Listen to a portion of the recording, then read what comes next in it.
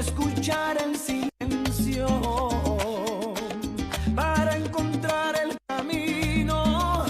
¿Y para qué llorar? ¿Para qué? Si duele una pena, se olvida. ¿Y para qué sufrir? ¿Para qué? Si duele una pena, se olvida. La, la,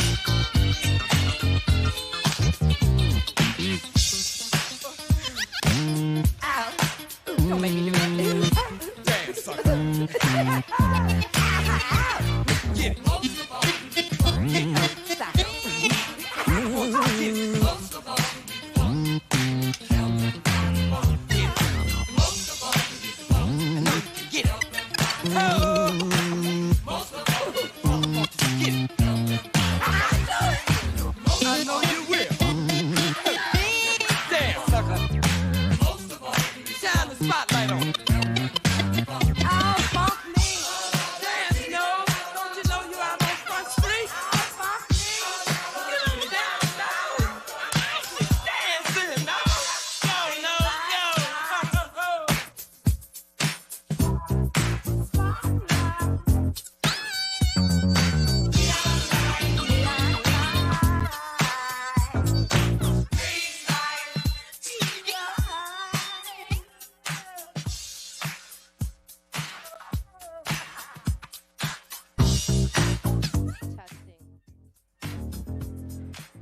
Good morning, good morning. We're going to have a great day today, so I'm calling all the folks in the back to the front. So all the folks, make your way up here. We're about to get this program started. We promise and we guarantee an incredibly inspiring, uplifting day for all. And yes, we're going to march. Because everybody always says, if we come to Washington, D.C., we want to march. We will march. And we made it a march that is accessible to all. We hope all of you get to participate. So all the folks, I see y'all. We're going to start the program. So make your way up here by the stage. We're going to open this program right with our indigenous ceremony. So we want you all to come honor the ancestors and the tribes that continue to resist and exist today. So make your way towards the stage. I promise today is going to be worth it.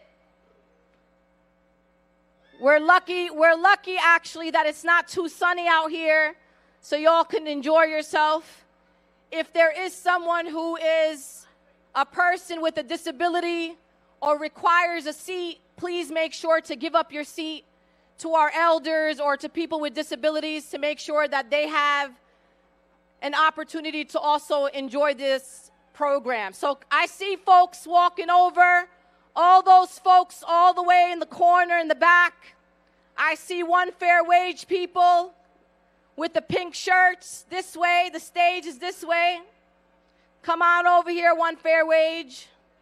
I see our Michigan United folks all the way from the great state of Michigan. We got New York City in the house. We got Pennsylvania in the house.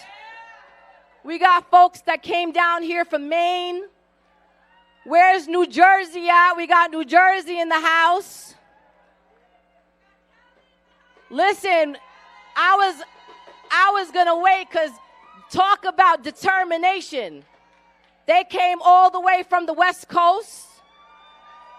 You can't do something in Washington, D.C. without having the great people of Chocolate City, Washington, D.C. We got folks from Chicago and many more that you will meet. The point of this is making sure that you know that folks are here from all over the country, and we're here. Oh, wait a minute. I'm going to get a little more specific. Many of you know in 2020, during the horrific murder of Breonna Taylor by the LMPD, we got to build with incredible organizers and activists from the great city of Louisville, Kentucky, who's in the house. I will tell you a kind of courage and bravery that is hard to find in this country, but you can find it in Louisville for sure. And they're here. All right, folks, keep on bringing it in. Our volunteers, if you could help us shepherd some folks into this area. There's a lot of people in the park, and we want them over here. We're about to bring our indigenous folks up here. I want to make sure you are here to receive them, to receive their blessings. So make your way up here. I see folks from walking the wrong way from the Islamic Center at MDCNY. I see you this way, walking the wrong way, this way, folks.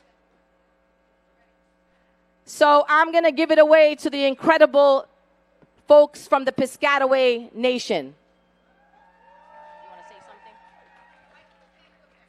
Oh. I'll stand on this side.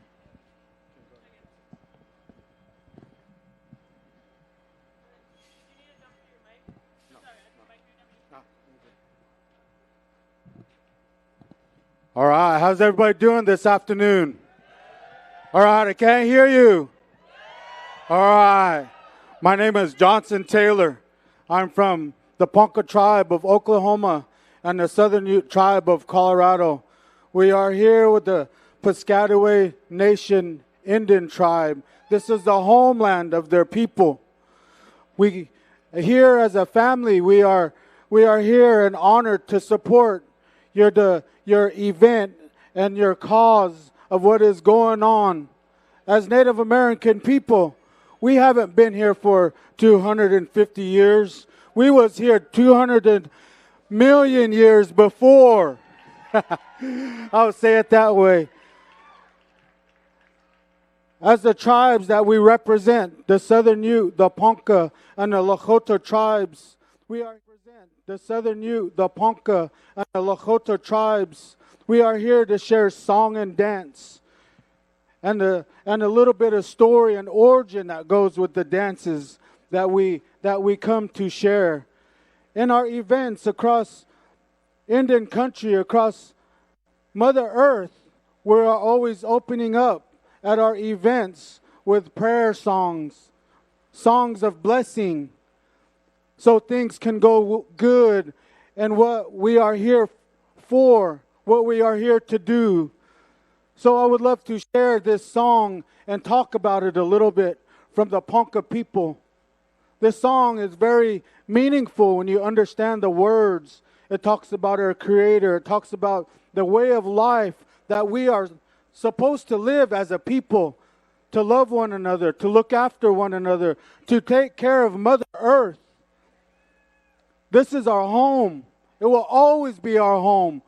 As Native American people, we are not going anywhere. We are still here. So I want to share this song with you.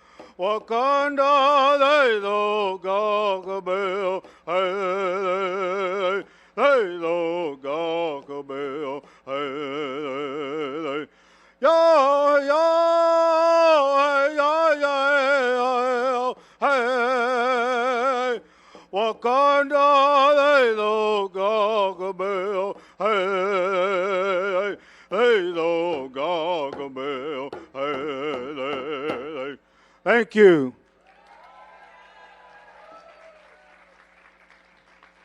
This first dance I want to share today is also used in a contemporary style of way. This dance comes from the First Nations around the Great Lakes. Would like to call my companion, my wife, my better half up here, Katie, to share this dance with you. It is a healing dance for the people, the healing dance for our loved ones, the healing dance for those that struggle in their lives with whatever they are struggling with and the hard times that they go through. That's what this dance is about.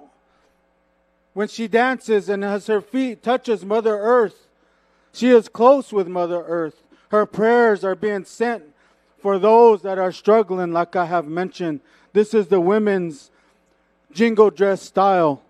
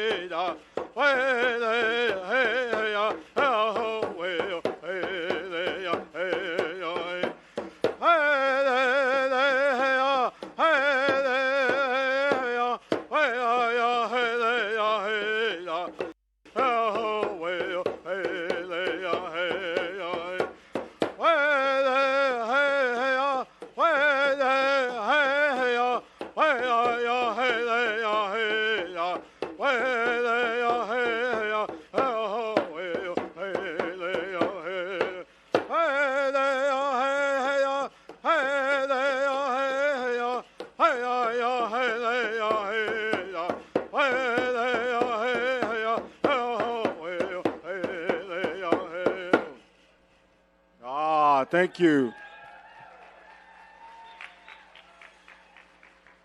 Now our next dance we share, and when it comes to our women folks, our mothers, our sisters, our grandmothers, our aunties, they are very sacred and precious to our people, Native people. They are the backbone of our families. When I call up my daughter, Kia, up here, this dance is a special dance. When the men folks would dance, and they would be in ceremony and pray for their people. The women folks would stand there and dance with them, suffer with them. This dance, as you would notice, when she dances stationary, her feet will be close with Mother Earth. Mother Earth gives us what we need to survive this beautiful life we are gifted with from our Creator. This dance is a northern style traditional.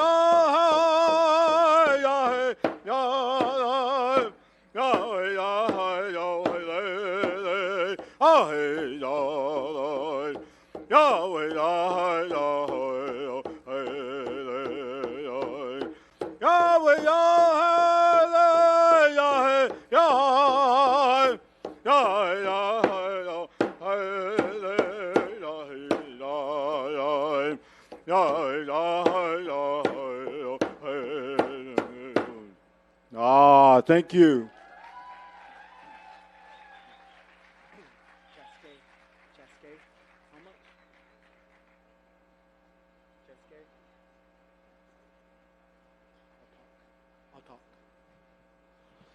You know, back in the early 1900s, there were shows, Wild West shows, to entertain the audience. Native Americans worked at these Wild West shows. They showcased their traditional style of dance.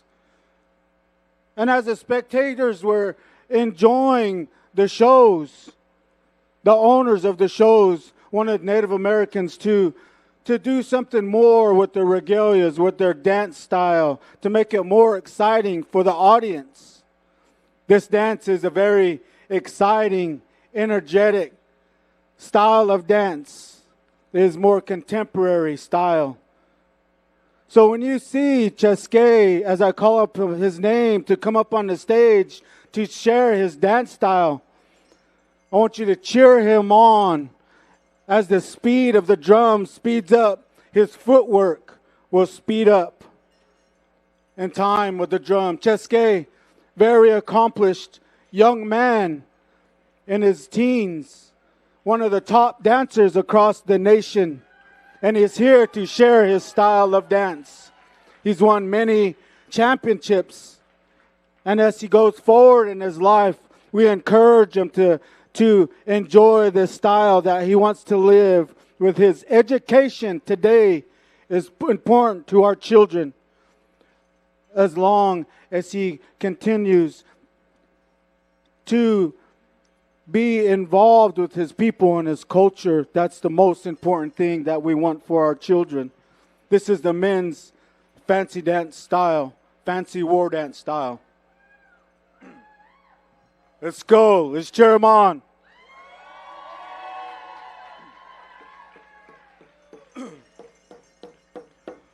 Hey yo, hey hey yo, hey hey yo, hey yo, hey hey yo, hey yo, hey yo, hey yo, hey yo,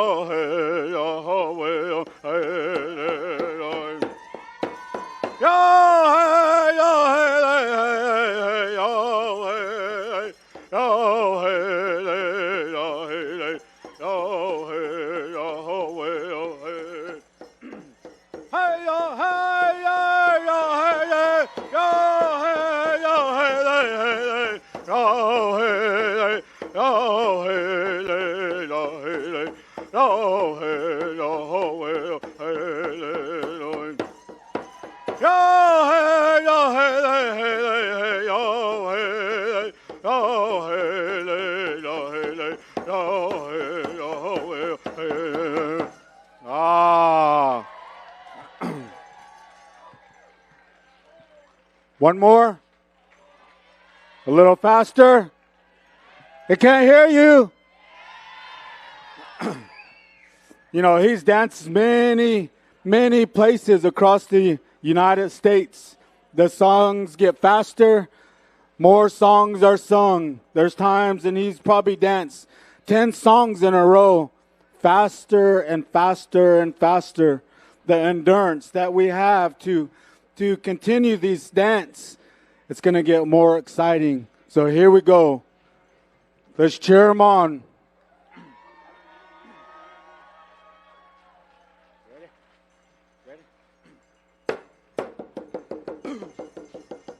Yo, hey, yo, yo, yo, hey, yo, hey, hey, yo, hey, yo, hey, hey, ha, ya, ha, ha, ha, yo, yo, hey, they, yo, hey, yo, hey, they, yo, hey, hey, ha, ya, ha, ya, ha.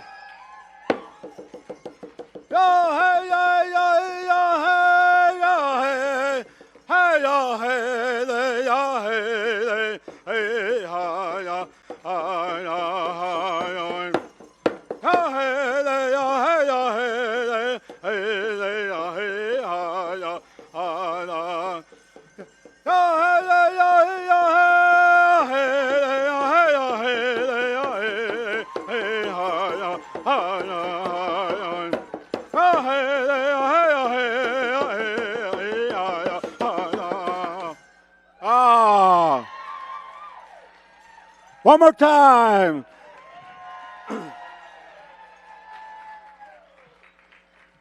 You know, as we come back around to our women folks, I talk highly of them. We all have mothers and sisters and grandmothers. Another precious gift in our lives is our children. We always want to continue to encourage them to do the best in their lives with the things that they do.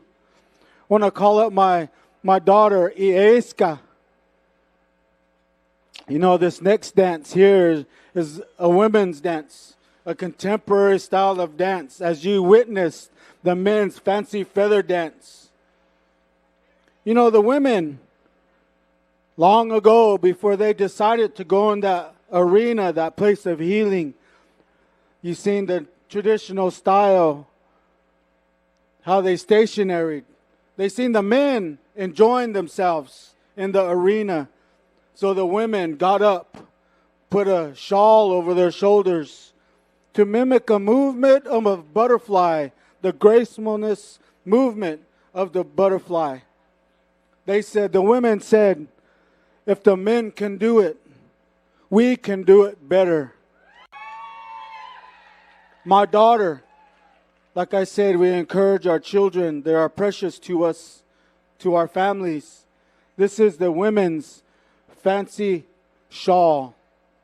One song, baby. One song.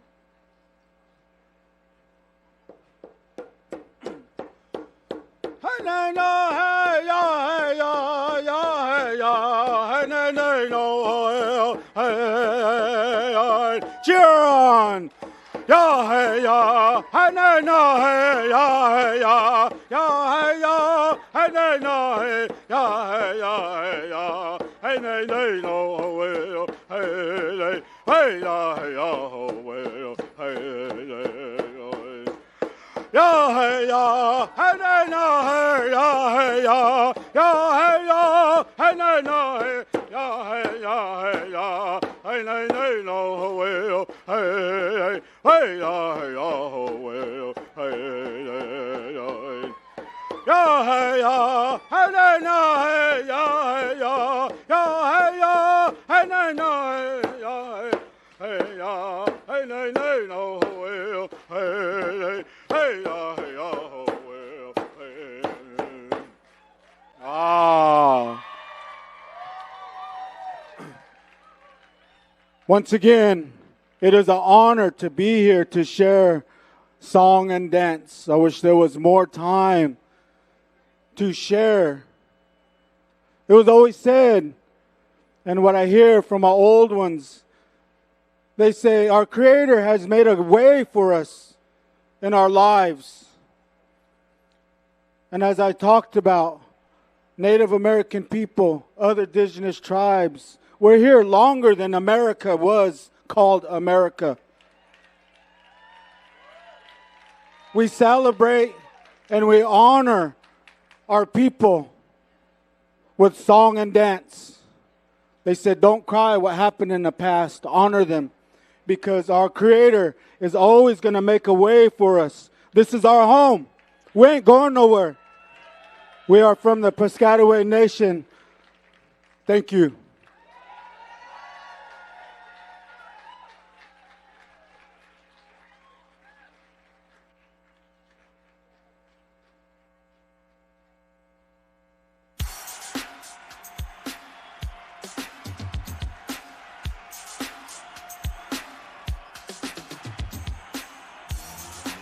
Hello!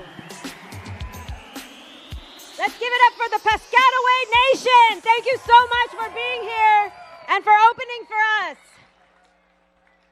My name is Saru Jayaraman. I am the co-founder and president of One Fair Wage and part of the Living Wage for All movement, and also co-founder of Next 250 along with Linda and Shelley and everybody else. I wanted to tell you a little bit about how we got here today. Several years ago, Linda Sarsour and I were on a board, a racial equity board, and we were meeting the day after the horrible shooting of children in Uvalde, Texas. Do you remember that horrible moment? And we met, and everybody was in so much anguish. We all agree, people in red states and blue states and purple states, we all agree that people should not have access to assault rifles, that our children should be able to go to school safely and not get shot up. And in that moment, we said, there are so many things like this, so many values that we share as a people. We seem to be more united as a people than we are with our elected officials. They keep saying we're too polarized to get anything done. It seems like we are not polarized from each other. We are being purposefully divided for the interests of the 1% and the people in power. And so we said, what if we were to use this moment of the 250th anniversary of this country to declare that we are more united as a people? We are more united around a set of values and principles and policies than the people in power would have us believe. And so we started the process of doing listening sessions. I'm sure Linda will tell you more about that. That came together with the Declaration of Interdependence. Thousands of people co-created that beautiful Declaration of Interdependence to say we are more united as a people than they would have us believe. And if we are more united, then that means we can get stuff done. And we demand a living wage for all. We demand reproductive rights and health care for all. We as a people, we demand climate justice. We demand common sense gun reform. And we demand voting rights. We demand more than that. We demand so much because we deserve it. We are united as a people in what we want for the next 250 years. Part of this process was identifying movement leaders. You'll hear from Norbese, who leads All Above All, putting together a platform for the reproductive rights movement. We're so proud of our climate justice partners who have done so much work for so long to let us live on a healthy planet. You'll hear from Reverend Mark Thompson, who has led the Voting Rights for All platform. We're so proud of Pastor Mike McBride and the folks who put together the Common Sense Gun Reform platform. And I want to thank and recognize all the restaurant workers and organizers and allies in the pink shirts, who are here as part of the Living Wage for All movement that came out of this Next 250 initiative. Out of this Next 250 initiative, we started a vision that everybody deserves a living wage. And now there are people here from like 15 states that have started Living Wage for All campaigns.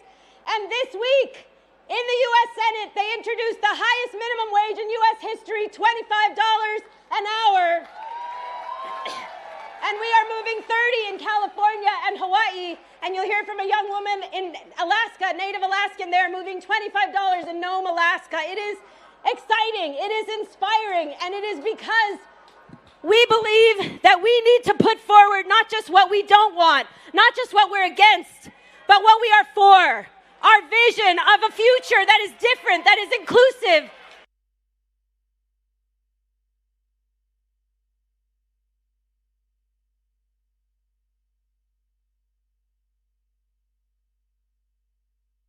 It's important because I organize restaurant workers, and we ask them, please come out on a Saturday to save democracy. Come to a No Kings rally to save democracy. They say, save democracy? I work 3 jobs. What has democracy done for me lately? And that is a very real question we hear over and over again. And so what this is about is demonstrating that democracy can deliver on a bold, beautiful, powerful vision. I see you, Jewel, from Chicago. A bold, beautiful vision of a different future, and we can deliver on it. Most importantly, we together, we people, we can deliver on it. That is what the Next 250 is about. Thank you for being a part of it, and I'll...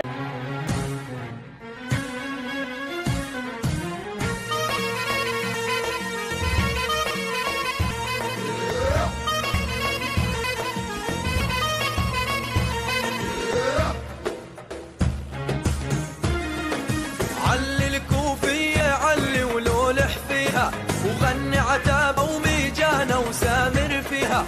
علي الكوفية علي ولولح فيها، وغني عتابة وميجانة وسامر بيها.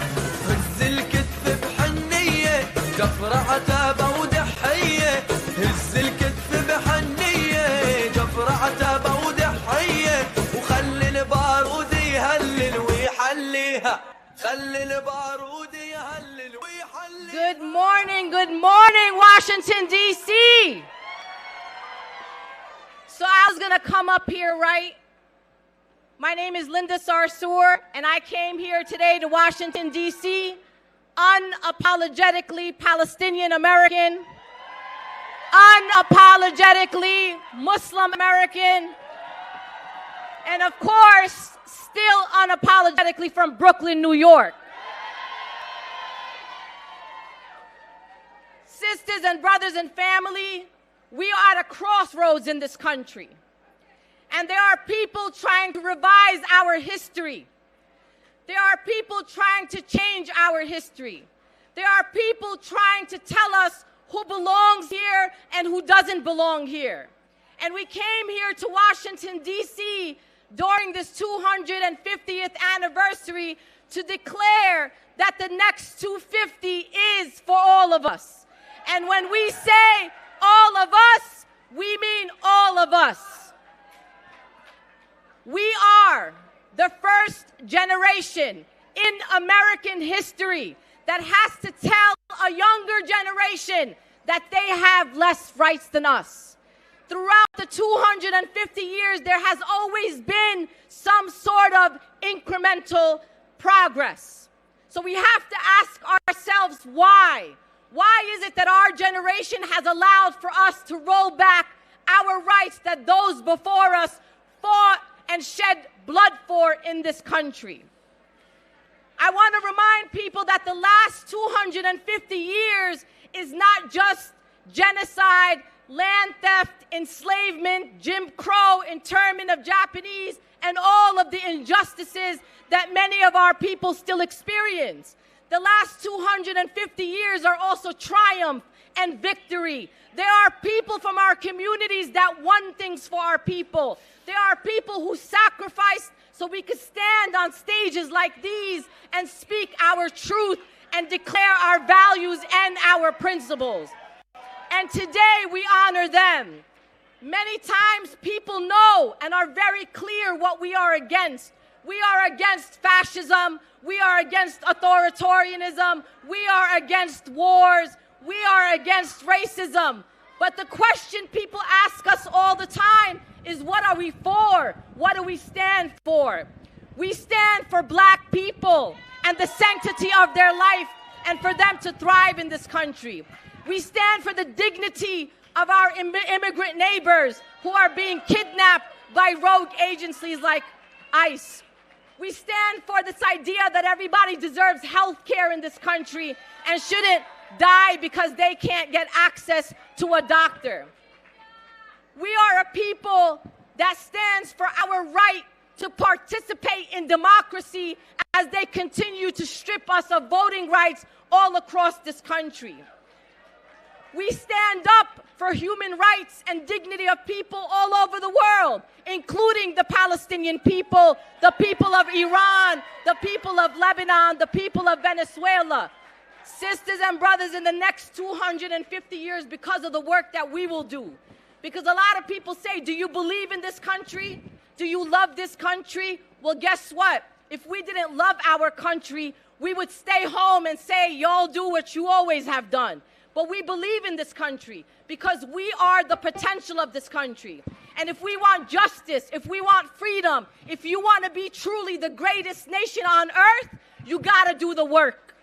And so we are the true patriots who, yes, criticize our country because we love it enough to want it to do and be better. So in the next 250 years, we are going to see freedom in our lifetime. We are going to see a free Palestine in our lifetime.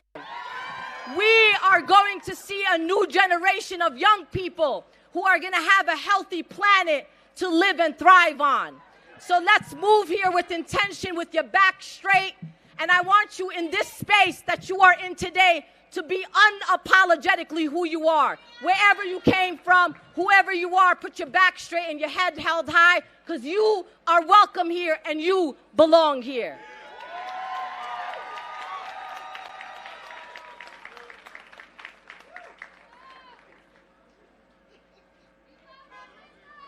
One day, when the glory comes, it will be ours, it will be ours. Oh, one day, when the war is won, we will be sure, we will be sure.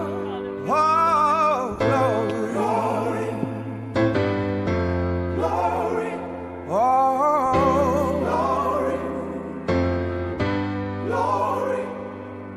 Hands to the heavens, no man, no weapon formed against, yes, glory is destined. Everyday women and men become legends. Sins that go against our skin become blessings. The movement is a rhythm to us. Freedom is like religion to us. Justice is juxtaposition in us. Justice for all just ain't specific enough. One son died, his spirit is revisiting us. True and living in us. Resistance is us. That's why Rosa sat on the bus. That's why we walk through Ferguson with our hands up.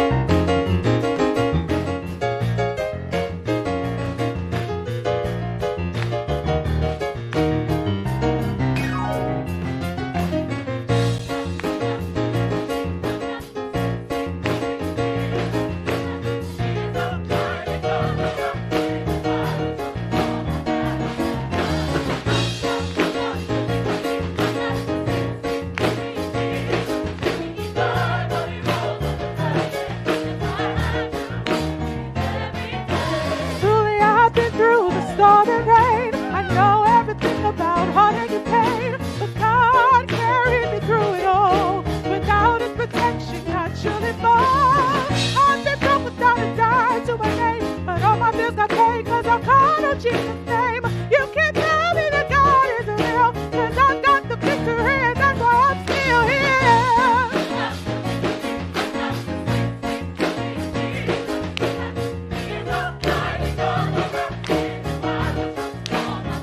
Oh, my battle's still mine. Oh, yeah.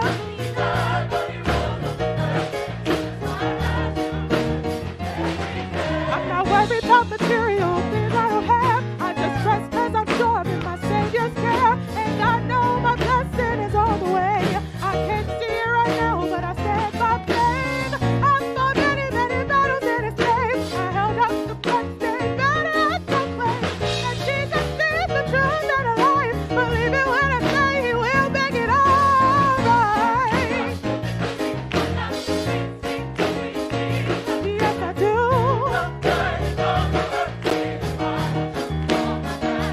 He'll fight your battles for you.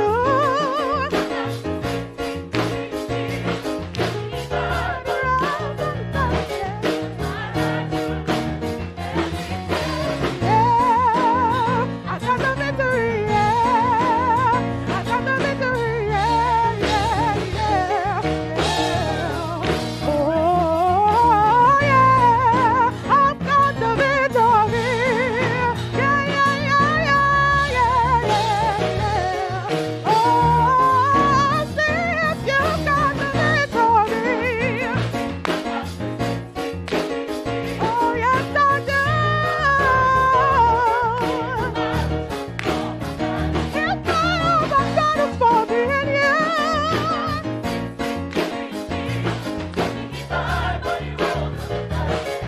I have to victory every day. Yeah, I've got the victory. You've got the victory. Yeah, yeah. Oh, sing with me if you've got the victory. We've got the victory. Yeah.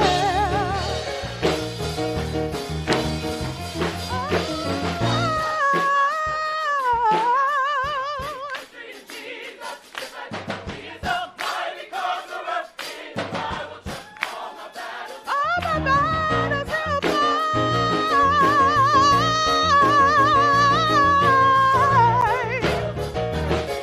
Why I do victory. You got it. You got it. The victory. The victory. I got it. I got it. The victory. The victory. Yeah,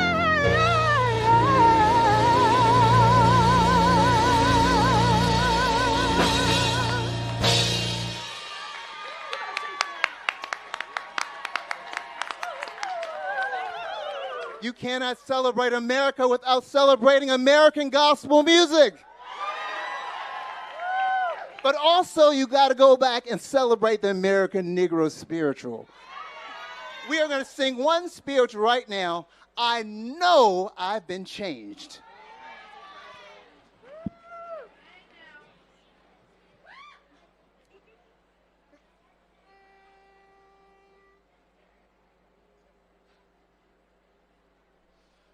I know I've been changed. I know I've been changed. I know I've been changed. 'Cause the angels in heaven done sign my name. You know that I know I've been changed. I know I've been changed. I know I've been changed. 'Cause the angels in heaven done sign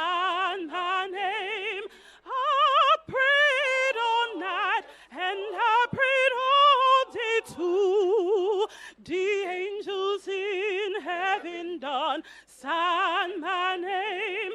I'll keep on praying till I come through. The angels in heaven done sign my name. You know that all. No, I've been changed. Oh, no, I've been changed. Oh, no, I've been changed. 'Cause the angels in heaven done sign my name. I stepped in the water and the water was cold. The angels in heaven done sign my name. It chilled my body, but not my soul. The angels in heaven done sign my name. You know that all. No, I've been changed. Oh, no, I've been changed. Oh, no, I've been changed. 'Cause the angels in heaven done sign my name. If you don't believe that I've been redeemed, You know the angels in heaven done sign my name. Then follow me down to the Jordan stream. Angels in heaven done sign my name. You know that I know I've been changed. Oh, no, I've been changed. No, I've been changed. 'Cause the angels in heaven, the angels in heaven, the angels in heaven done sign my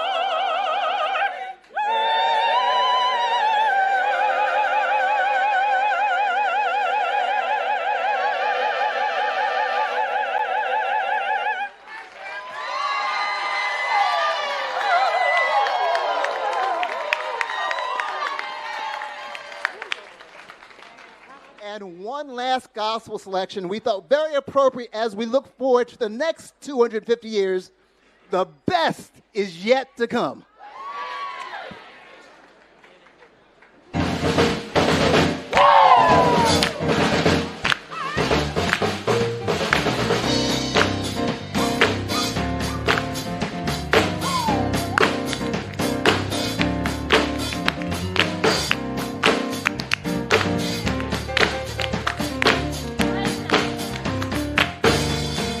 all of my brothers on river,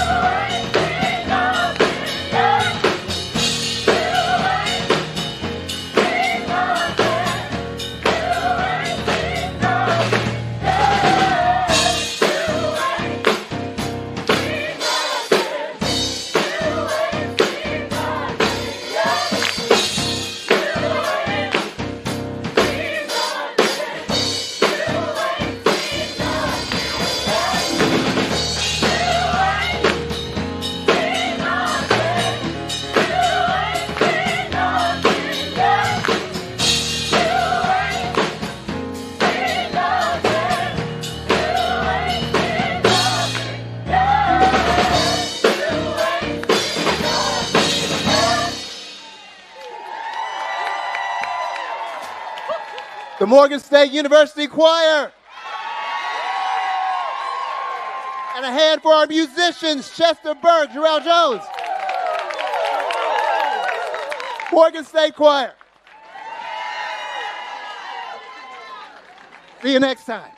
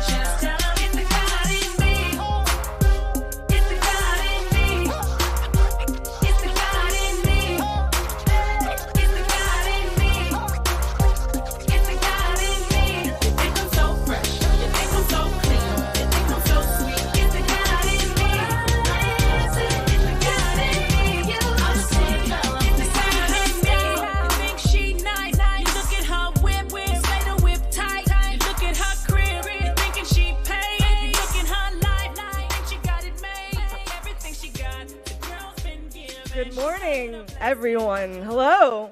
Is this thing on? Can y'all hear me? How y'all feeling this afternoon? We love to hear it. Okay. My name is Nicole Carty, and I'm the executive director and co-founder of Get Free.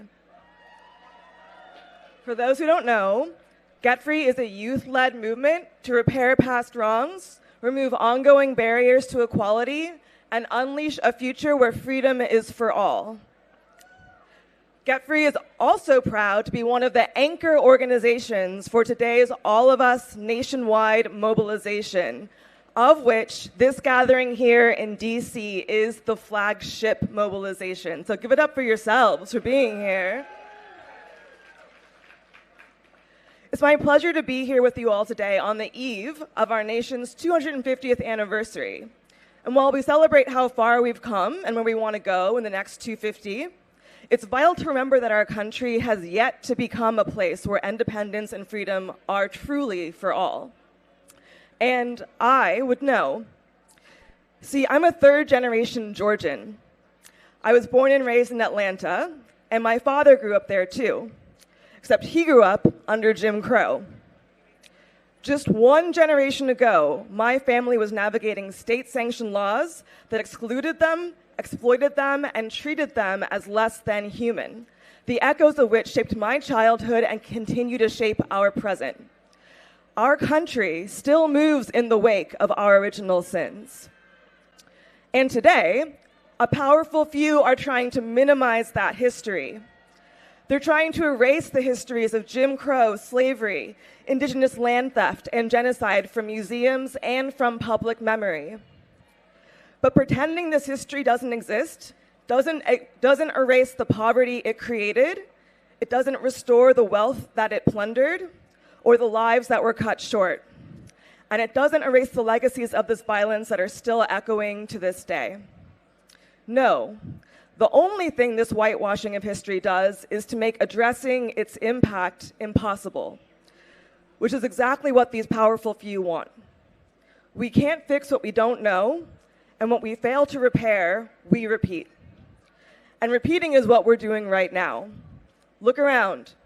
ICE patrols modeled after slave catchers, genocide and land theft in Palestine modeled after genocide and land theft in the Americas, and representation being stripped from black voters. What's happening now in our country isn't new, it's old, and we've been here before. But there's an upside in that too, because it means our history is the roadmap.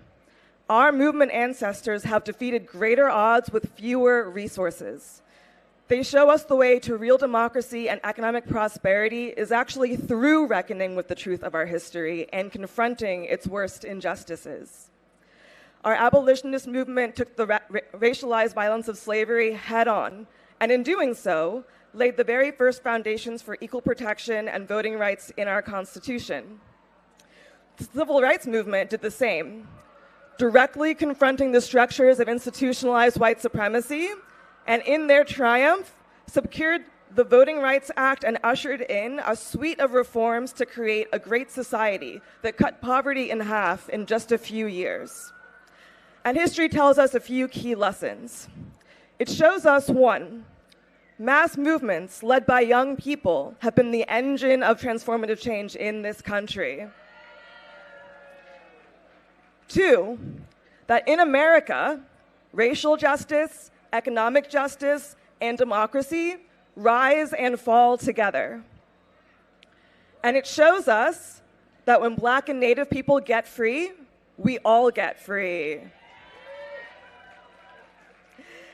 That's why on the eve of our 250th birthday, when some are trying to whitewash our past and protect white supremacy in our future, I'm glad to know that there are Americans all over the country at 100 events right now demanding equality over erasure and asserting that the path to freedom leads through repair, that reckoning with our history, not rejecting it, is the way to make freedom and equality actually real for all.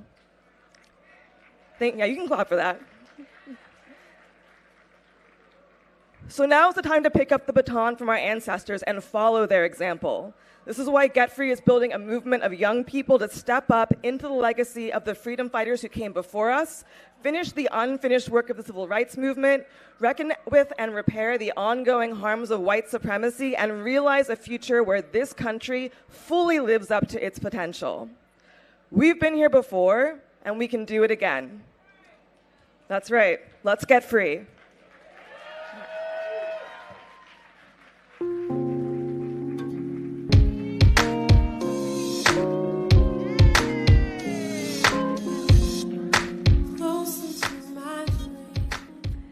Peace and blessings, family.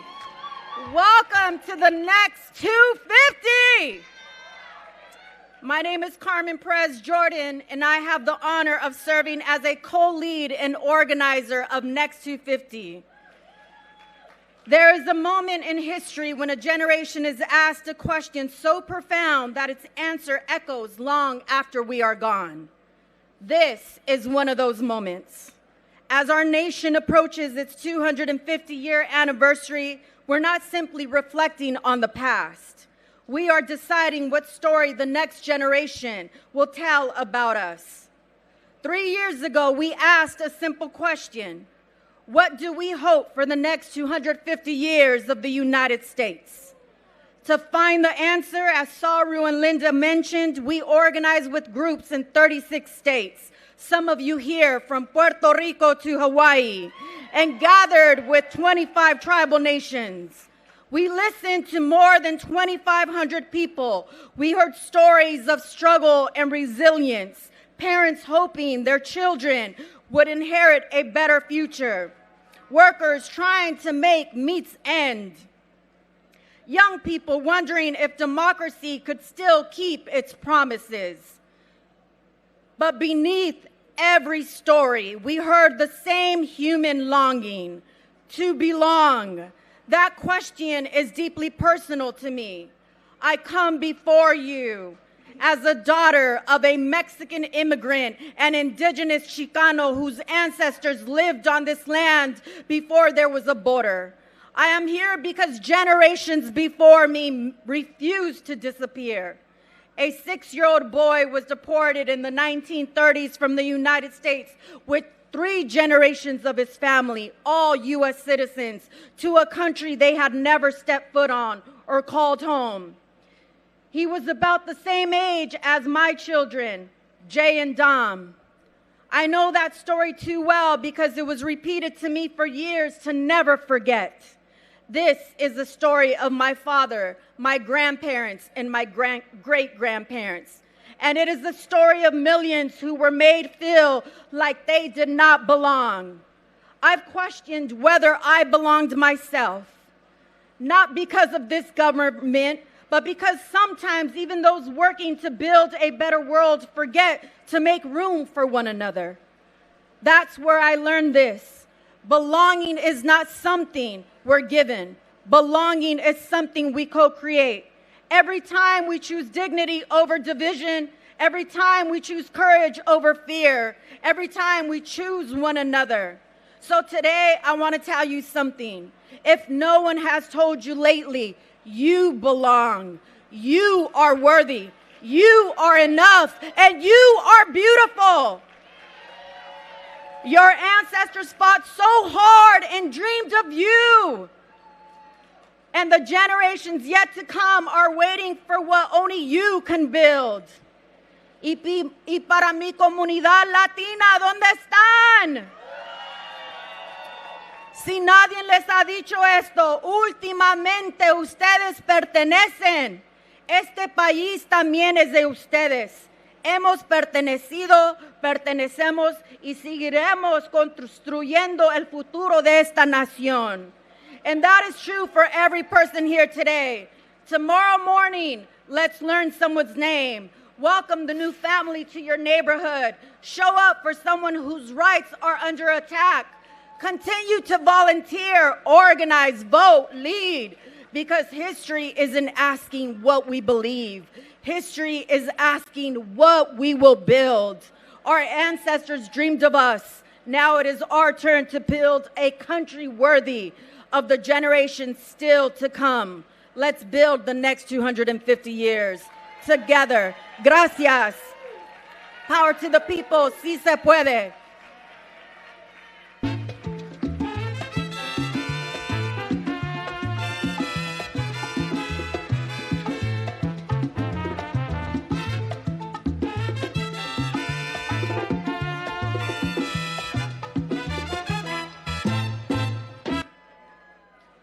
Assalamu alaikum.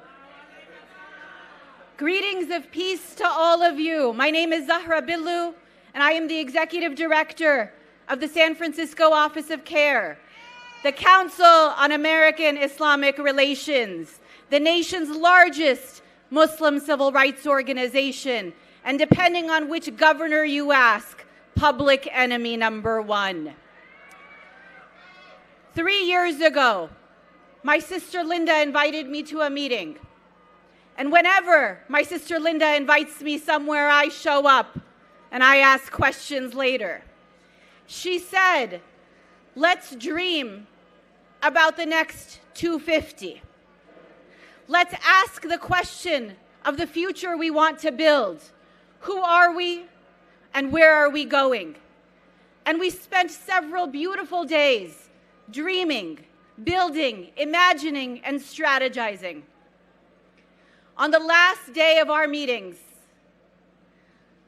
I went to sleep to news that the people of Gaza had broken free of a decades-long siege imposed on them. They lived in an open-air prison, starved and murdered, and they finally said, no more. And the whiplash that followed, because I knew that apartheid Israel, now known commonly as genocidal Israel, would retaliate in ways we could not imagine, killing tens of thousands of people, displacing millions. And while we dream of what we will do for the next 250, our Congress wants to merge our militaries and send a blank check for more murders, because killing babies is what all of our elected officials are united around. So day after day, for more than 2 years now, we have cried until we could cry no more. And then we have watched videos and found new tears. We have protested, we have yelled, we have spoken, we have boycotted. We have made new friends, and we have shed old friends too. Because if you would support what Israel is doing, we are not in it for the same fight. And day after day, what has moved me has not been a question of what are we fighting against, because we agree. It's been the question of what are we building? Where are we going? This country is older than 250 years. As we were reminded by our indigenous elders, they were here long before there was a label on the land. In the same way that Palestinians were on their land long before any colonizers showed up. And so I want us to look at the next 250, but also the next 500. And I want us to look at these borders, and I want us to look beyond these borders, to ask what is the country we are building and what is the world we want our grandkids, our pets, our families, and yes, our plants to grow old in as well. The world I want to see, the world I hope all of you will build alongside each other, is one where we all have the freedom to move, where we don't worry if a bus is late because there was no ICE checkpoint. There should never be an ICE checkpoint. We should all have the freedom to move. We should all have the freedom to stay. You want to stay in DC tonight? Let's do it together. You want to go to Philadelphia or California or Gaza? Let's go together. The freedom to stay. The freedom to work. Every job has dignity. Nobody should say, I worked 12 hours and I can't feed my children or afford my mortgage. I worked 60 hours and I don't have health care. The freedom to work. The freedom to thrive. Love who you love, believe what you believe, and be kind to your neighbors. The freedom to thrive. And the freedom to transform, because we are all better than our last worst mistake. And so as we look out to the future, for our communities, for our country, and for the world, that is what is moving us day after day. And I want to build it with all of you. Assalamu alaikum.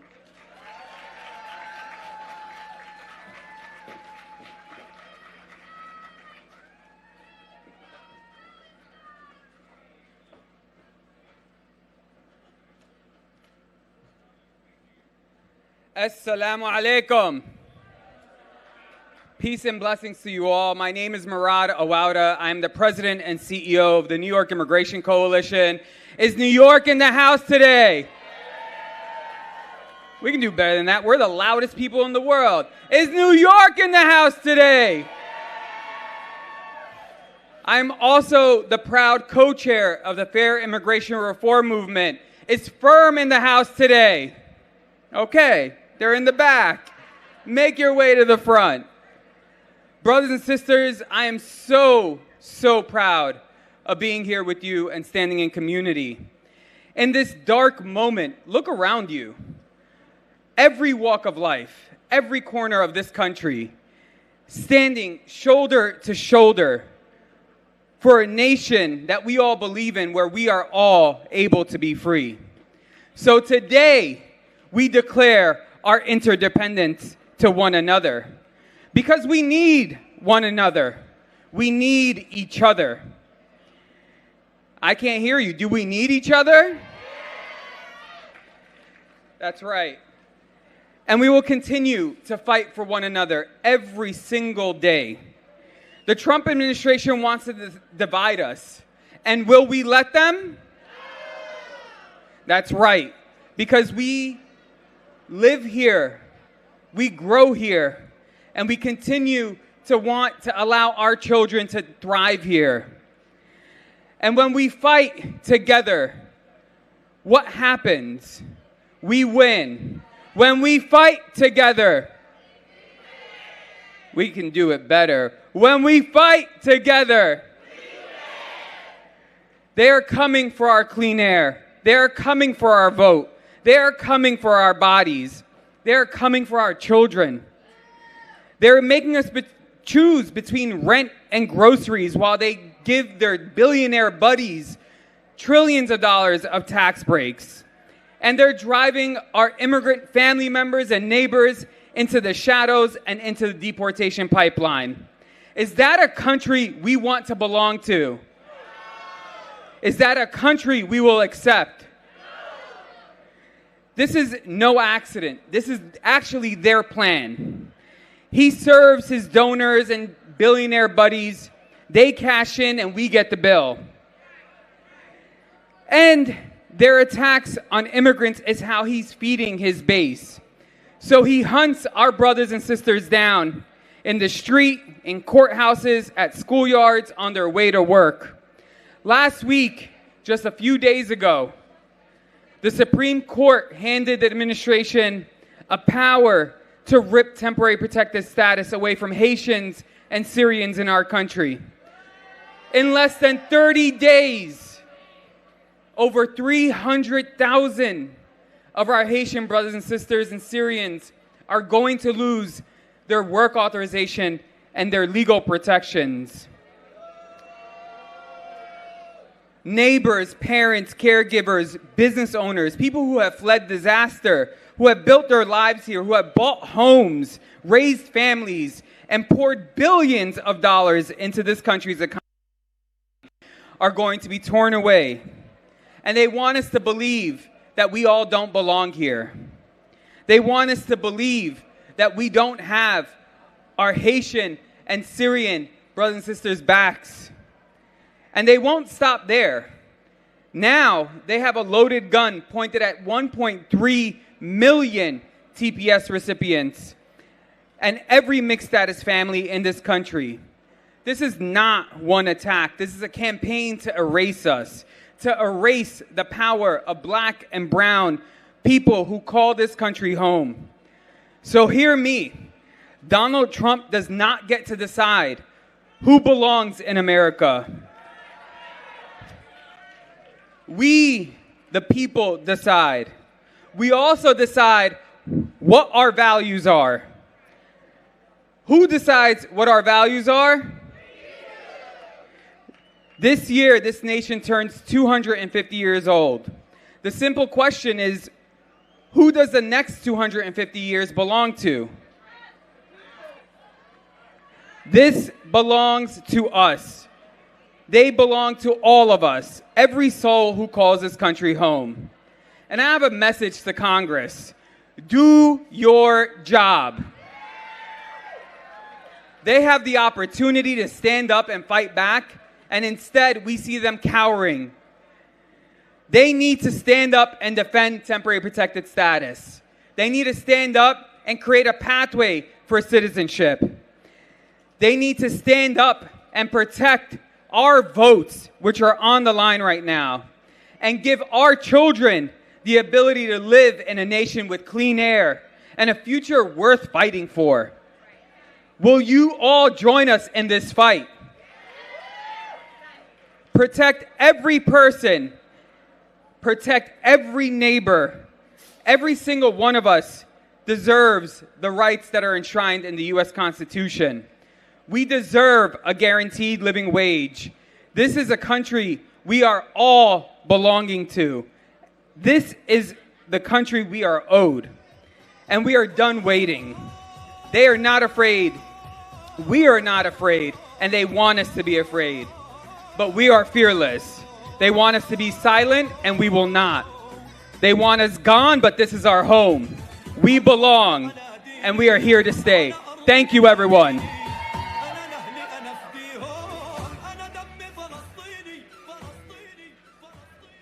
How y'all doing today?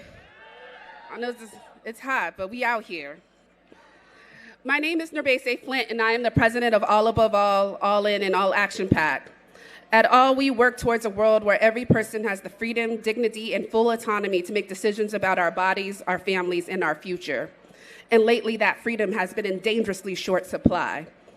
Over the last few years, we have seen vicious attacks on our health, our bodies, our communities, and our futures. And while reproductive freedom may have fallen out of the mainstream news cycle, let's be clear, the attacks have not slowed. Instead, MAGA acolytes and lawmakers across the country have been quietly and deliberately legislating second-class citizenship for women and gender-expansive people. They have left behind a trail of infertility, organ failure, sepsis, and death through medieval abortion bans, cruel funding cuts, and policies designed to punish people's humanity. And that story will only get worse as the next wave of healthcare cuts begin to take effect in 2027. So if it wasn't clear before, we are in crisis. But I also know this. I stand here today because of the radical imagination, soulful prayers, and unflinching hope of ancestors who, even in the face of darkness, chose the light. They fought for better. They dreamed boldly. They made joy in the most unlikely conditions. They were alchemists and magicians transforming despair into revolution. This history matters deeply to why we are here today. Because our task is not only to resist what is coming at us, our task is to continue the work of world building, to take what others have tried to bury, break, and burn, and turn it into gold. All of U.S. had the deep honor and privilege of leading the reproductive justice section of this platform, and that platform is a testament to both hope and vision. It is grounded in 3 simple, powerful principles: the right to have a child, the right to not have a child, and the right to create and raise our families with dignity, whatever form those families may take. It is a platform that says everyone deserves quality health care. It says everyone deserves safe and affordable pregnancy care, and yes, that includes abortion. It says universal quality, safe childcare should be available for all our children. It says how much you make, where you live, or where you come from should never determine whether you can survive your pregnancy. This is the America families across this country want, but they have been told over and over that it's not possible, that it's too radical, and that there is not enough to go around, and I call bull. Because there is enough. There is enough money, enough resources, enough imagination. What there not has been is enough political courage. On the eve of this country's 250th birthday, let us remember that this is our America story too. It belongs to Ida B. Wells. It belongs to Fred Hampton. It belongs to Grace Lee Boggs. It belongs to Dolores Huerta. It belongs to every freedom fighter, every organizer, every mother, every worker, every young person, every trans person, every dreamer, and every person who dared to believe this country could be more than what it has been. We must take the torch handed to us from our foremothers and forefathers and get to work engineering the future. Not a future built on fear. Not a future where our bodies are bargaining chips. Not a future where our families are left to survive on scraps, but a future rooted in dignity and justice. A future where reproductive freedom is not treated as a side issue, but as essential to healthcare, democracy, economic freedom, and our ability to live whole lives. Because our ancestors did not survive because our ancestors did not survive fire so we could surrender to smoke. They handed us a torch, and now it's our turn to run. So are we ready to run? Thank you.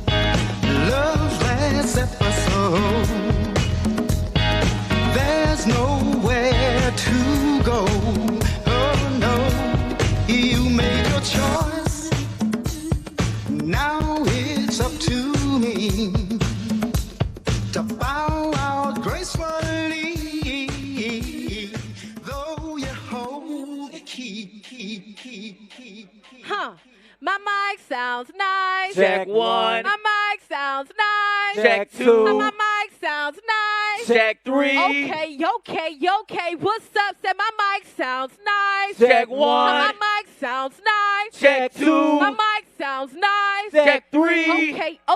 Okay. What's up? If you're ready to have a good time, say, oh yeah. Oh yeah. I need y'all to come to the stage, y'all. I need y'all to come to the stage. Gather around. Come to the stage. Please come to the stage, y'all. Yeah. Yo, we are the Freedom Futures Collective.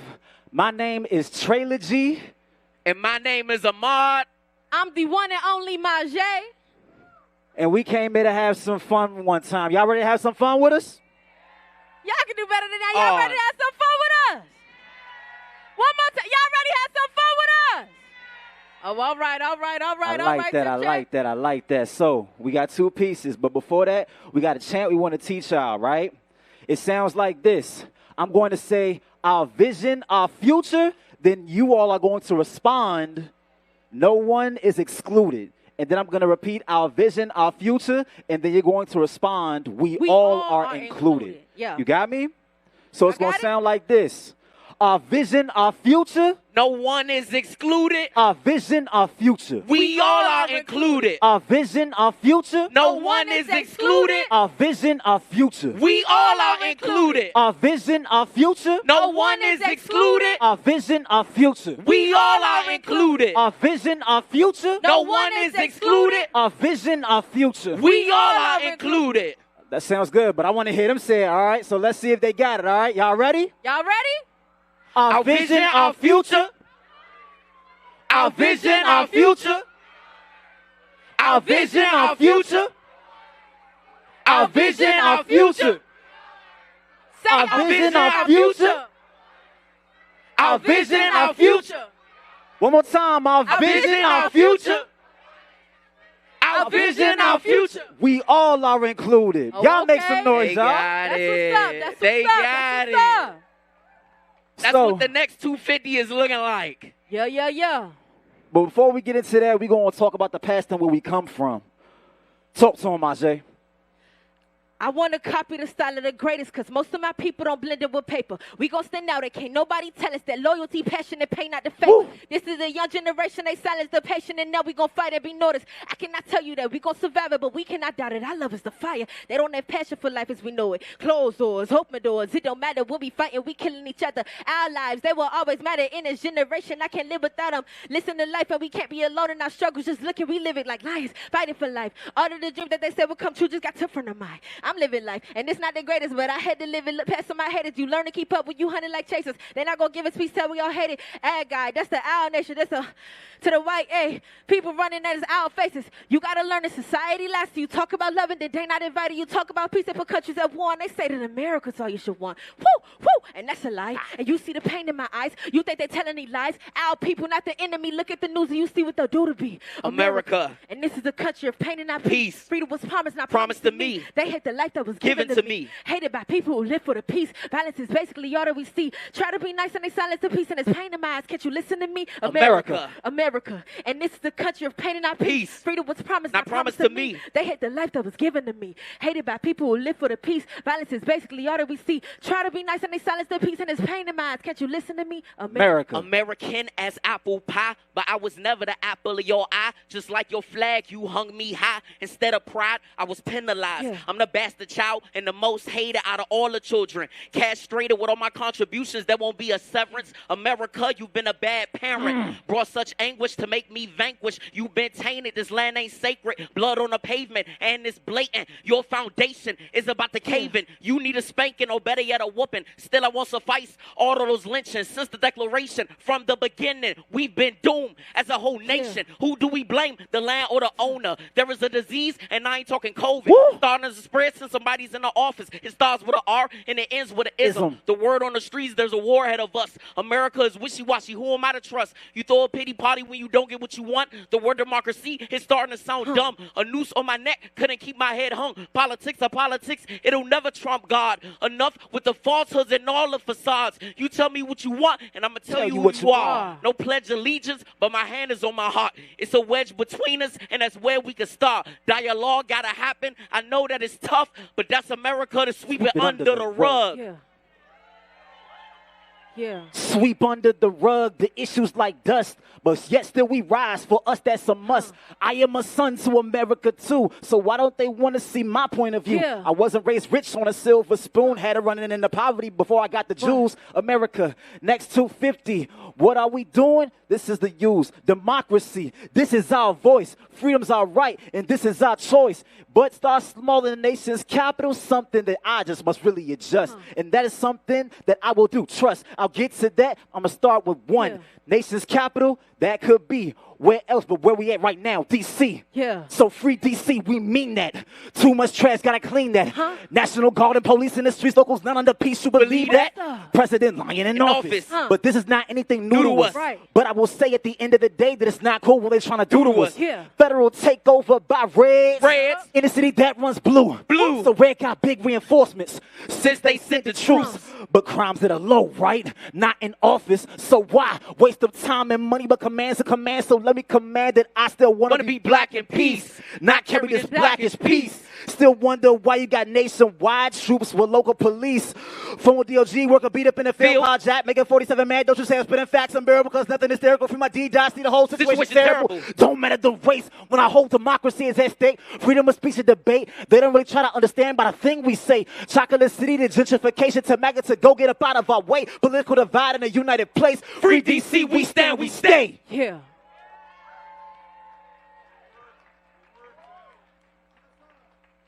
How y'all feeling right now, y'all? Can I get an oh yeah if you enjoying yourself? Now, when I say we are, y'all say one. We are one. We are one. When I say we are, y'all say one. We are one. We are one. Exactly. So we gonna go ahead and get into this next piece. Yeah. Talk about this gun violence real quick. Yeah. I'm going to sing for y'all a little bit. Is that okay? That's okay? All right, I got you.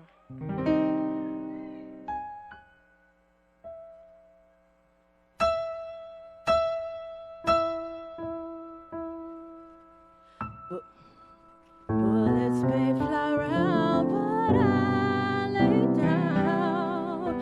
I feel safe and sound on solid ground. Look, I said even though the bullets been flying since I was little, I ducked and dodged once I had learned that life itself was brittle. So every moment I've been trying to see the light in things because I know that life is pain, but I'm gonna heal eventually. I believe that the mind is like a plethora of things, but you got the power to manifest everything. I got a firm foundation on God, the rock itself, so I can weather the storm. Don't be like everyone else, so you can walk how you walk and speak life, not the opposite. You talk how you talk, back it up with all your actions. I be spitting, yes I know. I am no better than you. I can live and die like every human was meant to do. Look, I had a lot of choices to choose. I could have stayed home and been a baby mama or lose my life to drugs or alcohol like the majority did. But I'm not, so it means everything to do what I can is my J. Instead of shooting for the stars, we shoot at each other. Put in a hole in the heart of another mother. Instead of shooting for the stars, we shoot at each other. Yeah, huh. The same skin color, but he don't think I'm his brother. You see, I'm 6 years removed from high school, but the body count rises due to gun violence from the classmates I lose. And it's got me so confused, because 1 minute I saw them walk across the stage, the next second I have to walk across their grave. This gun violence is something that I can't explain to go to college, but the bullets are calling their names. So much potential that was never fulfilled. When you shoot down our dreams, it's now easy to kill. Depression is like a gun, we keep it concealed. Can never open up cause we close our mouths. Is the love enough when there's no love around? How can we keep our head up when they ain't putting the guns down? And they putting the guns down. Yeah. Let's give it up for Trilogy, y'all.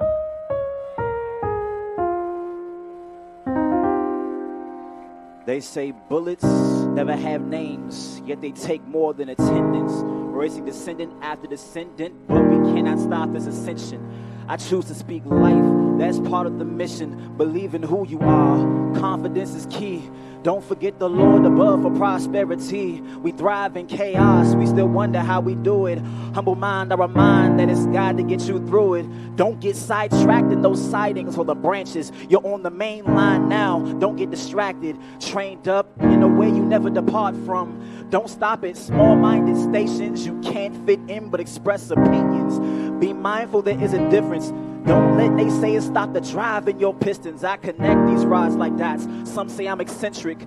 Usually we crank but couple up to something different. Don't go loco with no motive. You won't have motion or progression. Stop like a red light for this lesson. This scheme has no color, need I mention. Complex and a lot of moving parts like steam engines. I say these words to keep myself up out of these bullets, while stars become shooting stars, but there's a different trigger we pulling. Yes, our stars become shooting stars, there's a different trigger that we pulling. Yeah.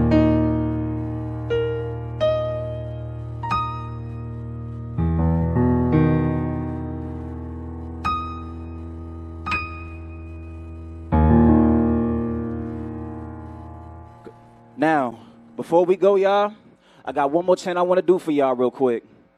And this includes all of us. Yeah.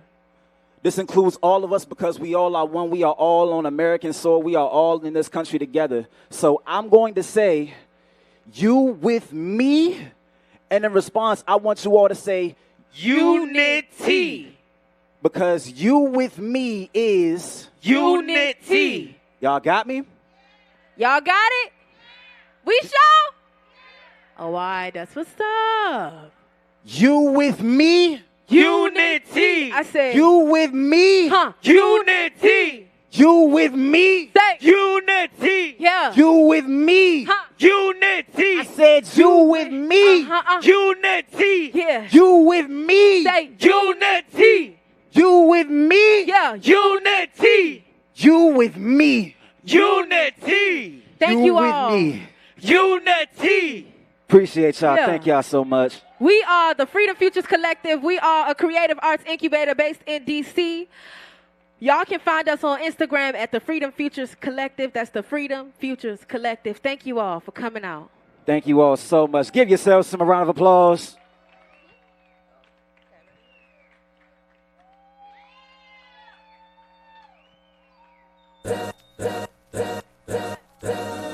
All's my life I has to fight. All's my life hard times like bad trips like Nazareth, I'm f***ed up, homie, you f***ed up. But if God got us, then we gon' be alright. We gon' be alright. We gon' be alright. We gon' be alright. Do you hear me? Do you feel me? Can y'all hear me? Yes. It's hard to come after that, so bear with me, everybody. But good afternoon, y'all. This is a really beautiful sight. My name is Rachelle LaForest. I am the Chief Campaign Officer at Bend the Arc, a Jewish project for justice.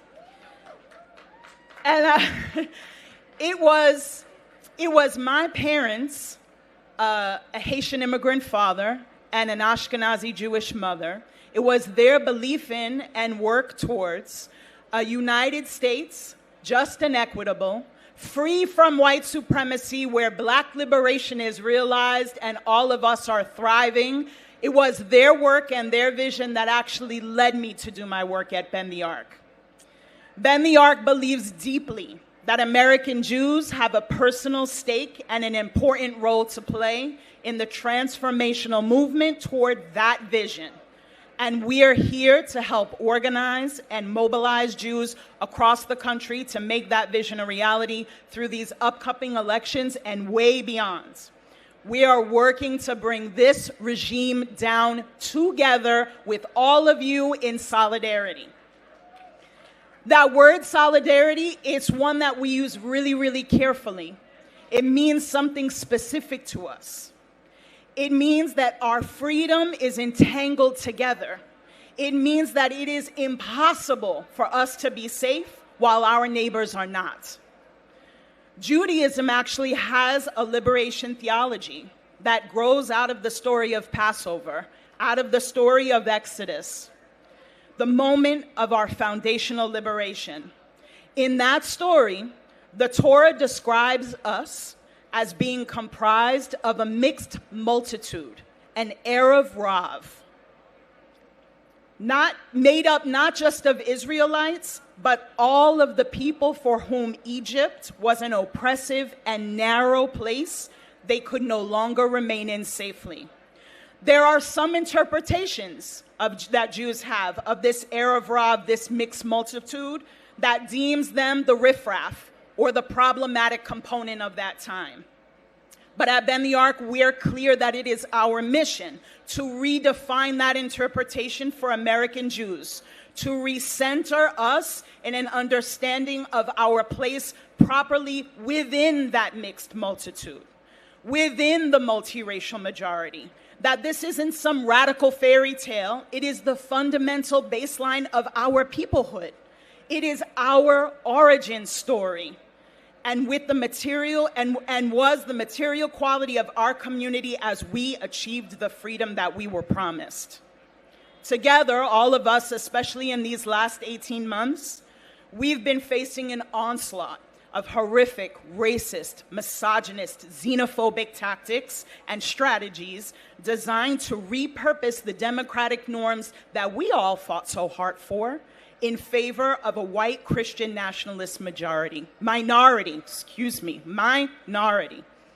designed to tear our communities and relationships apart, designed to delegitimize and dehumanize our loved ones, to cast out and even kill the very people, all of us, who make up what is the very best about this democratic experiment we call the United States.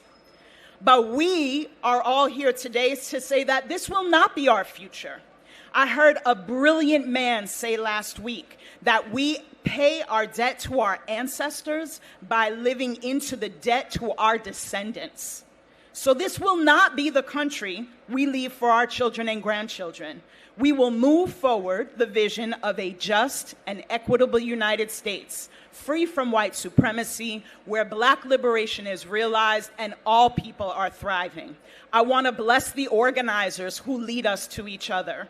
I want to say thank you to the organizers of today's event for your continued investment in all of our relationships, for including Ben the Ark in this event today. What a wonderful and incredible coming together this is. What a beautiful claiming of space and time and this 250th anniversary. May it be another powerful step on the path to claiming this country for us, for our freedom and justice-loving families, organizations, and communities. And as we would say in Ben the Ark, Ken Yiratzon, may it be so. Thank you.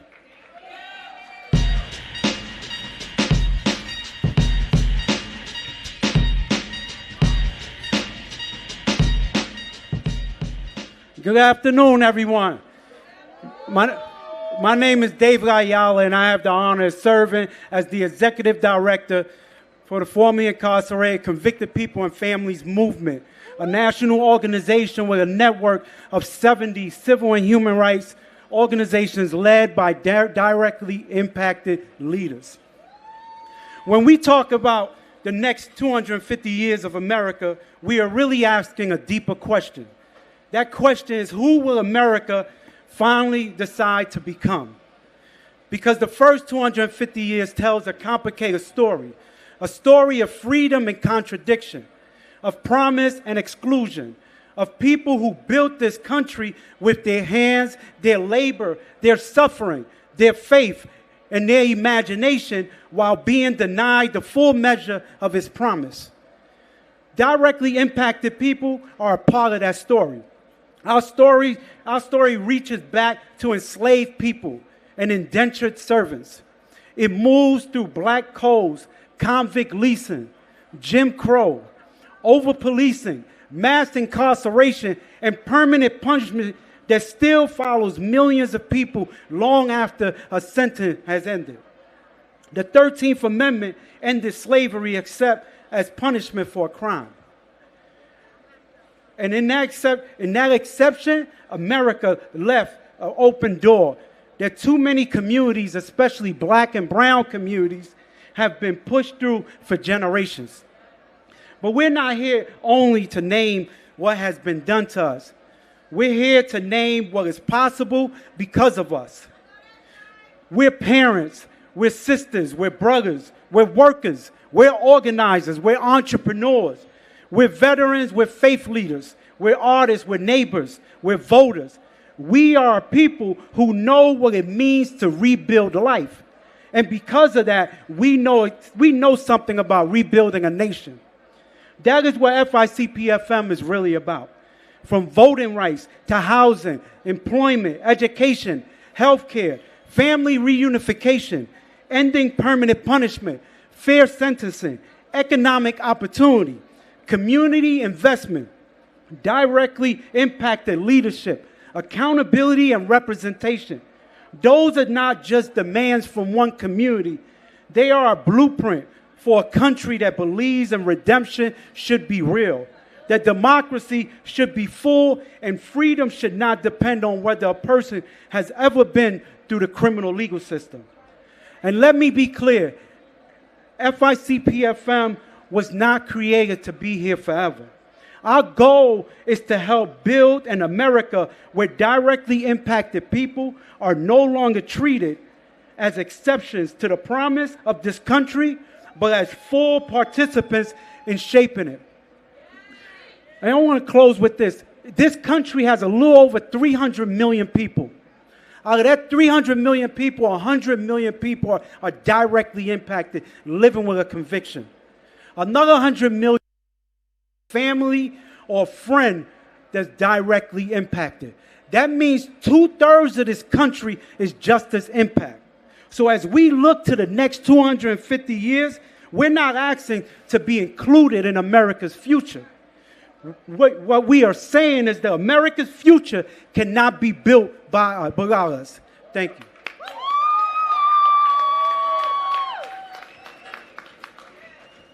Hold my hands, we gon' pray together. Lay down, face down in the gravel. We wearing all tie white to the funeral. Black love, we gon' stay together. Curtis Mayfield on the speaker. Lil Malcolm, my miss from Mama Tina. Need another march, let me call Tamika. Need another march, let me call Tamika. Need another march, let me call Tamika. Need another march, let me call Tamika. Need peace and reparation for my people. Forget these ladies, just I'ma let it shrivel up. What's good, family? No justice! No justice! No justice! I need everybody to come close. Let's come close together. Let's get close together. No justice, no peace, y'all. And if there ain't gonna be no justice, there ain't gonna be no damn peace. In the words of our dear sister, the great poet and prophetic lyricist, Lauryn Hill, she said, it could all be so simple, but you rather make it hard. Loving you is like a battle, and we both end up with scars. And we both end up with scars. Because you see, there's nothing that America can do to us that does not hurt its foundation. As we gather here to imagine the next 250 years of this nation, I think we must begin by telling the truth about the first 250. You see, for 250 years, black people have been the leading builders of America. We built America with our hands. We built with our minds. We built with our faith. We built with our courage. We built with our blood. We grew the economy. We defended the flag. We expanded the democracy. We shaped the music, the language, the literature, the art, and we have shaped America's conscience. Every time this nation has become more democratic, more humane, more creative, black people were somewhere near the center of that progress. And that is not mythology. It is American history. But the truth is, our contribution has come at an extraordinary cost. From enslavement to Jim and Jamie Crow. From the Tea Party, all the way to MAGA. We have had to fight, and yet we have come this far by our faith. Our ancestors gave this nation their labor while being denied liberty and justice for all. They gave it their genius while being denied opportunity. and they gave it their loyalty, and yet their children are still being denied the American dream today. And still they built. When others might have surrendered, they organized. When others might have lost hope, they believed. When America fell short of its own ideals, black people kept calling this nation to its promise. You see, we have never asked America to be perfect. We have simply asked America to become honest. And what I am saying here today, when I say America, brothers and sisters, we're not talking about some mystical idea. I'm talking about you and me. We are the America. Some of us are sitting here today, others are watching at home, but there's a whole bunch of people who are peeking and acting like they're not watching because they would rather play a role in the suffering of their neighbors in this nation. And it is evident in everything you see today. You see, they attack diversity, equity, and inclusion. Black people lose jobs, black women and men, more than 1 million of us. We lose contracts, we lose funding, and now guess what's happening? The entire economy is failing. Because what is meant for us will destroy the entire fabric of this nation. As my grandmama would say, you got to tell the truth and shame the devil. Honesty is the only thing that will save this nation and create a 250-year progressive route forward. And that is our assignment. And yes, there is an assignment to walk forth in this nation and tell the truth even when it's uncomfortable. It is not to preserve institutions and ideology that we inherited because you are too stuck to give it up and move forward and grow. It is to build new systems worthy of the generations to come. Our children will not ask us what Dr. King did. Dr. King solidified his legacy. They will not ask us what the many people who walked before us did. They will look at you and ask, what did you do? Where were you? And how did you shape the next 250 years? This is not simply about celebrating history. I had a few people ask me, you going to Washington for the 250-year celebration? I said, no, it's not celebration. It's making something new. It's not simply to admire the courage of before, it is to practice courage today. We have to free our imagination of the ceilings that we did not build. It is our time, the time to honor those who carried us forward. And I want to leave you all with a covenant. To everyone who is here questioning, do we deserve more? We do. To everyone who is still wondering whether we will survive this moment, we will. And I know that it feels uncertain, but we walk forward anyway because the ground will meet us. My ancestors, our ancestors will hold us. They always have, and they always will. God has already gone before us, brothers and sisters. But it will take a movement of people who are prepared to put their lives on the line to protect what we built. America does not own to Donald Trump and the MAGAs. It owns to you and me. We own America. We control what happens in this nation, but we must walk with our back straight up and act like we own it. Act like we built this nation. Act like this belongs to us and set the tone for what the next 250 years will mean. They cannot do it without us. They have been able to accomplish nothing without us. And you must know that that is your worth here in this nation. Stand up, ladies and gentlemen. Stand up, black man and black woman. Stand up to all our diverse brothers and sisters and siblings. Don't sit down. Don't be afraid. Don't back down. Walk with your heads up high and fight like you've never fought before. God bless you. Go back and make hell in this nation.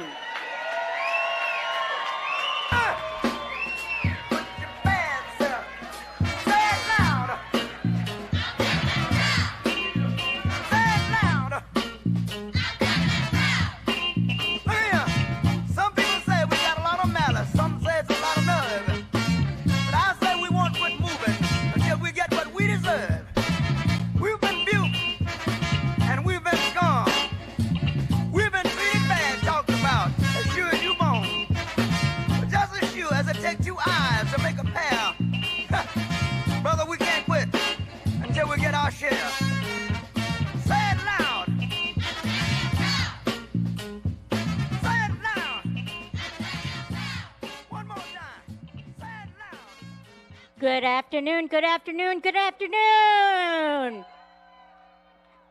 My name is Mia Ives Rubley, and I am an organizer, advocate, and policy analyst. As I made my way to this event, I felt the well-worn paths that our elders and ancestors created, and I feel so much gratitude to be a part of a movement that dates back before the colonies declared independence. I believe independence is actually a myth. As a disabled person, I know better than most that no one lives in a vacuum and that we can only thrive through our relationships with others. Starting as a newborn, we depend on others to care for us. And as we become elders, we begin to need more assistance from others to meet our basic needs.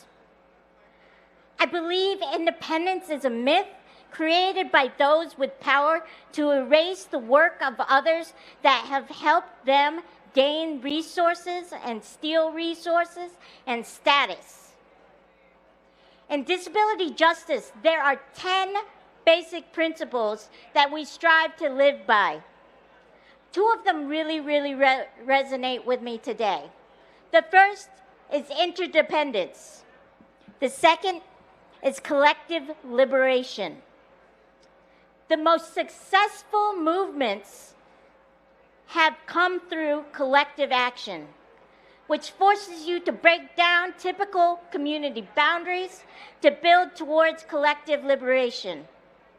An example of this was during the 504 sit-ins, when disability activists sat in federal offices for days in order to push the government to finalize rules that would help protect disabled people from discrimination within government services. These sit-ins would not have been successful without the support of the Black Panthers Party, who helped bring food and other needed resources as they spent day after day sleeping on the ground and waiting and pushing the government to take action. As the current government and billionaires tried to divide and isolate us by blaming different parts of our community for the problems that those in power created, it is more important than ever to build across communities and movements. They want to incarcerate and exterminate and extract labor from every community member they disdain, from Black and brown communities to disabled people to trans folks to women. So rather than declaring independence, let us all use the next said, none of us are free until all of us are free.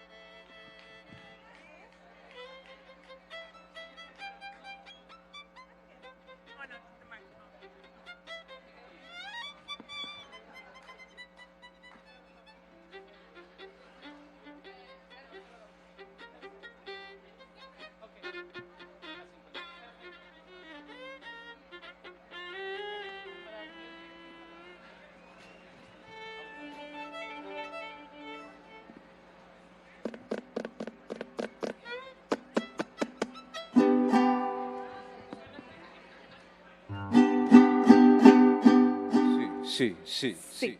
Sí, ey.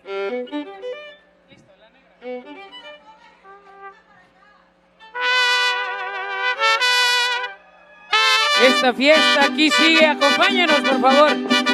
Su mariachi imperio esta tarde. ¡Sí, señor!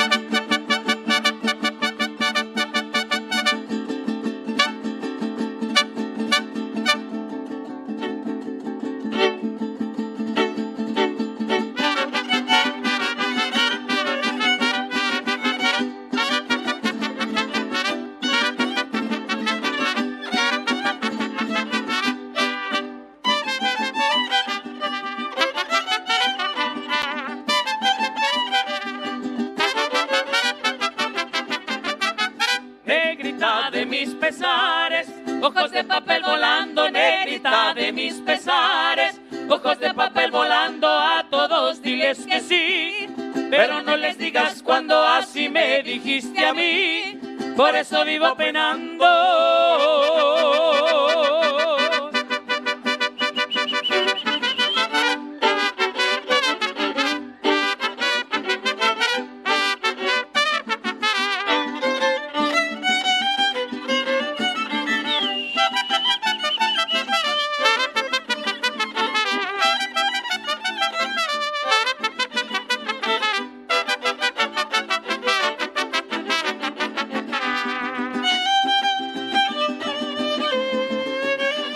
Desde Guanajuato, el aplauso fuerte que se escuche. ¡Viva México, señores!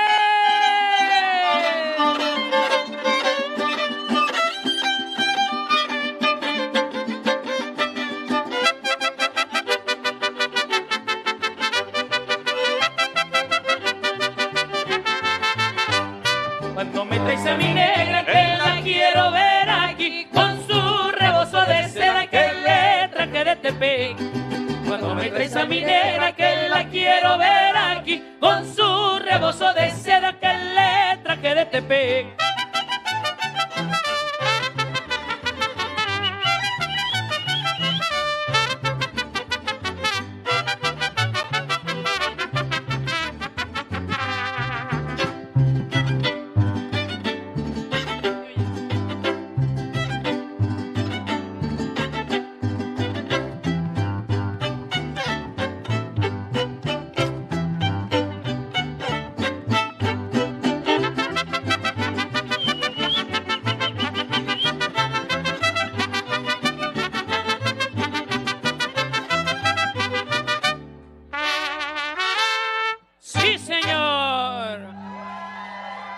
Muchísimas gracias.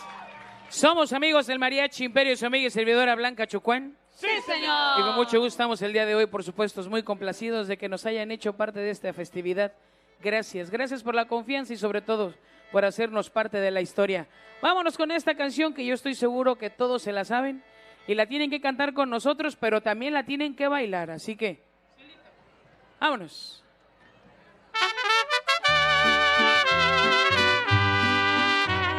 Come on, everybody.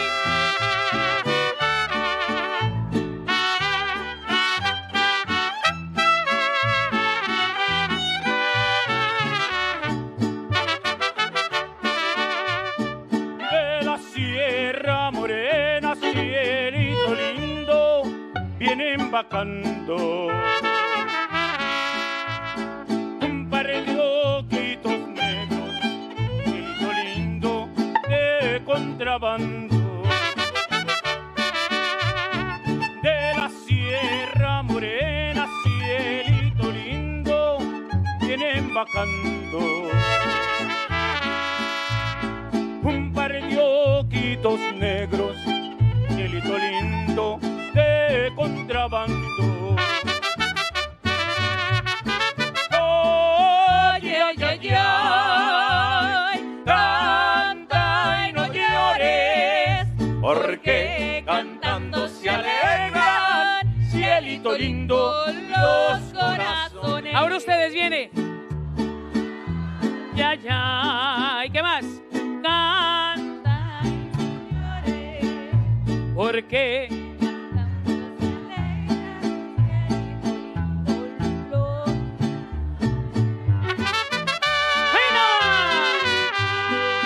un grito de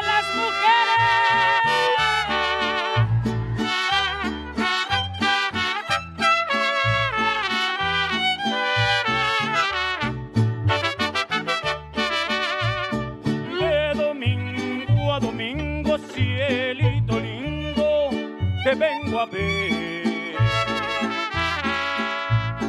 ¿Cuándo será domingo, cielito lindo, para volver? De domingo a domingo, cielito lindo, te vengo a ver. ¿Cuándo será domingo, cielito lindo, para volver? Ay, ay, ay, ay, canta y no llores, porque cantando se alegran, cielito lindo, los corazones. Ustedes. Ay, ay, ay, ay. ¿Qué cosa? ¿Por qué?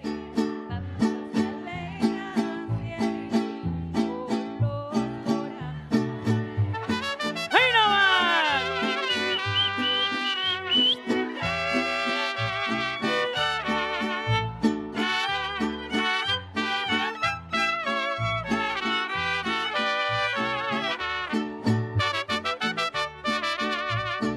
Ese lunar que tiene cielito lindo junto a la boca,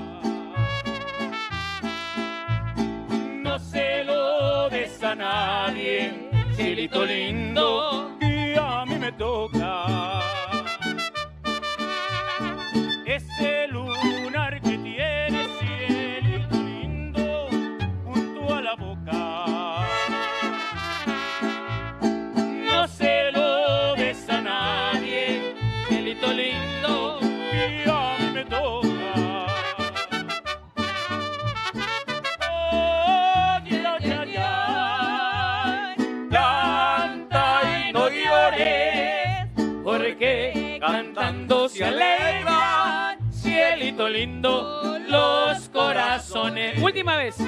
Ay, ay, ay, ay, canta y no llores, Porque cantando se alegran, cielito lindo. ¿Qué cosa? Los corazones. ¡Bravo! ¿Tienen ganas de bailar? ¿Que se arme el baile? ¿Cuál? Mariachi loco están diciendo las muchachas. ¿Quieren bailar, sí o no? Vamos a bailar. Mariachi loco, una vuelta y la...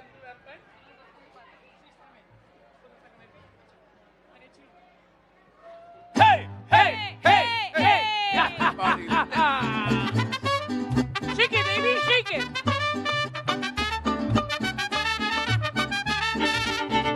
Que se arme la rueda, muchachas, que se arme la fiesta.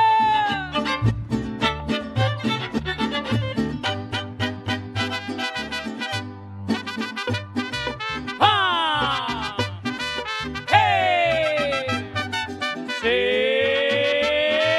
¡No!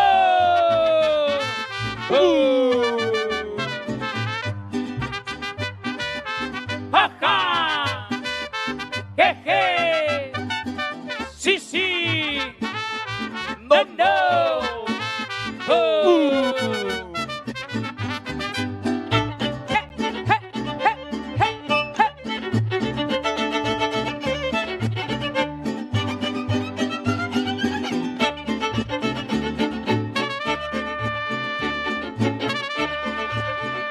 ¿Se la saben? ¿Quiénes? El mariachi loco quiere bailar, el mariachi loco quiere bailar. Quiere bailar, pero no hay parejas, son bien buenas, pero no las deja. Chequete bon a la bim bomba, chequete bon a la bim bomba. A la bim, a la ba, a la bim bomba, el mariachi loco, y para allá.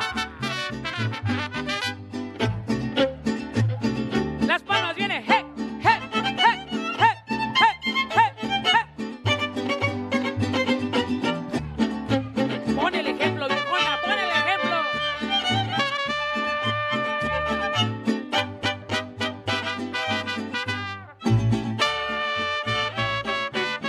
Hey, hey, hey, hey.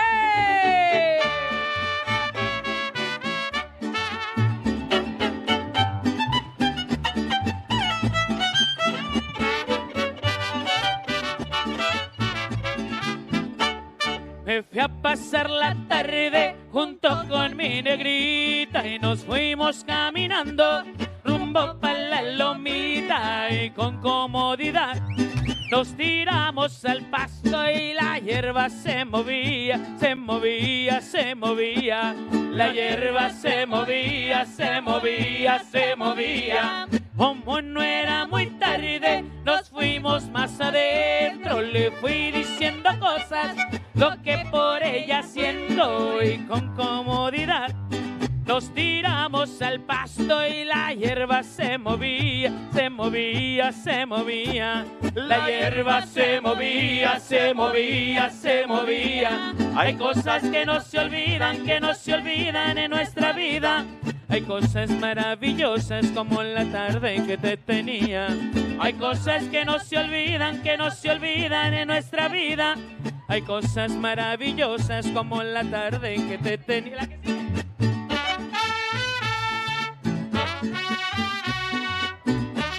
Algo del señor Willy Colón. ¡Ay, no más!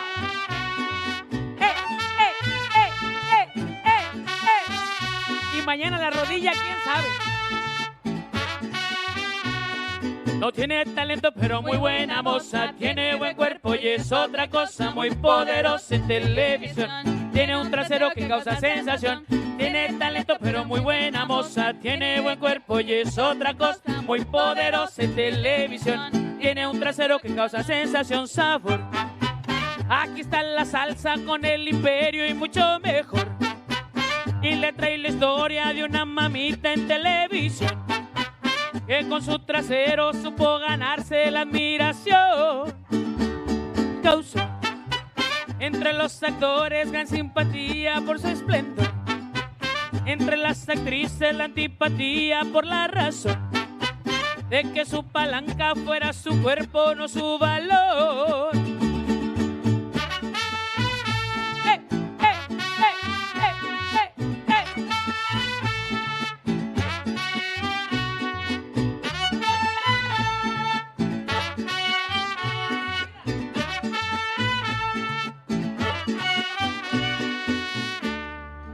Muchísimas gracias. María Imperio se despide. Gracias, con permiso. Buenas tardes.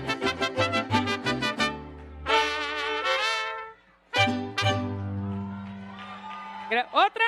¿Otra? ¿Otra? ¿Quieren otra? ¿Sí o no? ¿Pero la van a bailar? Viene pues.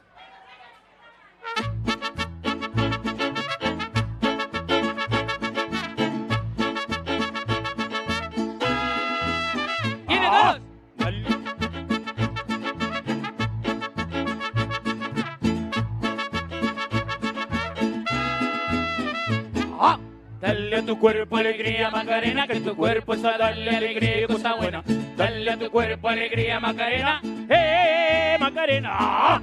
Dale a tu cuerpo alegría, Macarena, que tu cuerpo es a darle alegría y cosa buena. Dale a tu cuerpo alegría, Macarena,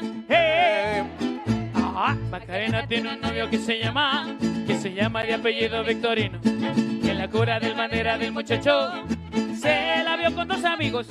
Macarena tiene un novio que se llama de apellido Victorino, en la cura del bandera del muchacho se la vio con dos amigos. Dale a tu cuerpo alegría, Macarena, que tu cuerpo es para darle alegría y cosa buena. Dale a tu cuerpo alegría, Macarena, Macarena.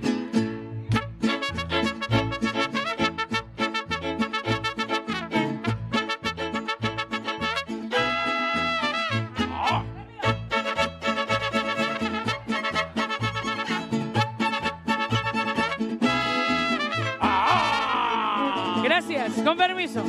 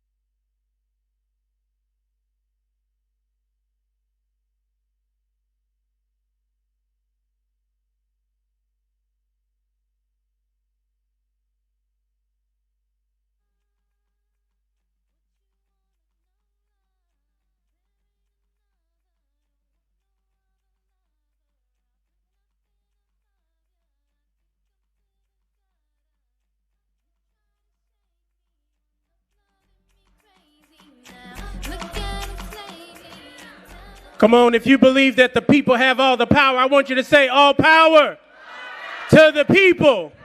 Come on, I can't hear you say all power to the people. If you're not ashamed of power, lift up your right fist and say all power to the people. All power to the people. All power to the people. Shout if you believe it. Yo, what's happening? My name is Michael McBride. People call me Pastor Mike, and I am super excited to be here to declare that we believe that the power of the people is greater than the people who are in power. We affirm the Declaration of Interdependence because we believe that we come from a people and a soil that has outlasted and outlived the tyranny of the empire, the racists, the homophobes, the oligarchs. We believe that the people believe in a future that is ours and only ours to determine. If you believe that, somebody holler, I believe. Do you really believe? I said, do you really believe? I'm part of a people who 20 years ago believed that gun violence in our communities could not be solved by brutal policing and mass incarceration. We believe that peacemaking work could and would be the pathway to secure peace in our communities without increasing the prison population. And I am so excited to be able to say that because a few of us believed that outreach workers and violence interrupters could secure peace better than police officers and correctional officials, we, 20 years later, have contributed to the largest reduction of gun violence in communities all across the United States of America. How many of you know that gun violence in black and brown communities has never been this low since the 1960s? It's because a few of us believed. We believe that the power of peace in the hands of the people can build and create infrastructure that will create more jobs for those who are coming home from jail or prison, to actually help repair some of the harm that we ourselves were perpetuating because of the illegal and immoral war on drugs that was actually a war on poor people. It's because a few of us believed. And I believe that if we can believe in the Declaration of Interdependence, then we can believe a future in the next 250 years will be greater than the past 250 years. If we can believe that we are not the victims of the last 250 years, but we are now the architects of a new America for the next 250 years. Do I have a believer that sees themselves as an architect and not a victim? Somebody holler, I am an architect. Say it again, I am an architect. We must believe that we have the power to build the new American interdependence movement, a movement that will produce well-funded schools. Somebody say, I believe.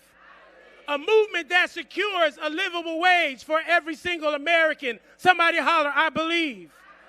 A reparations movement that makes sure that the descendants of slaves and all of the vestiges of slavery that have visited black communities and poor communities can be secured in our lifetime. If you believe in reparations, somebody holler, I believe.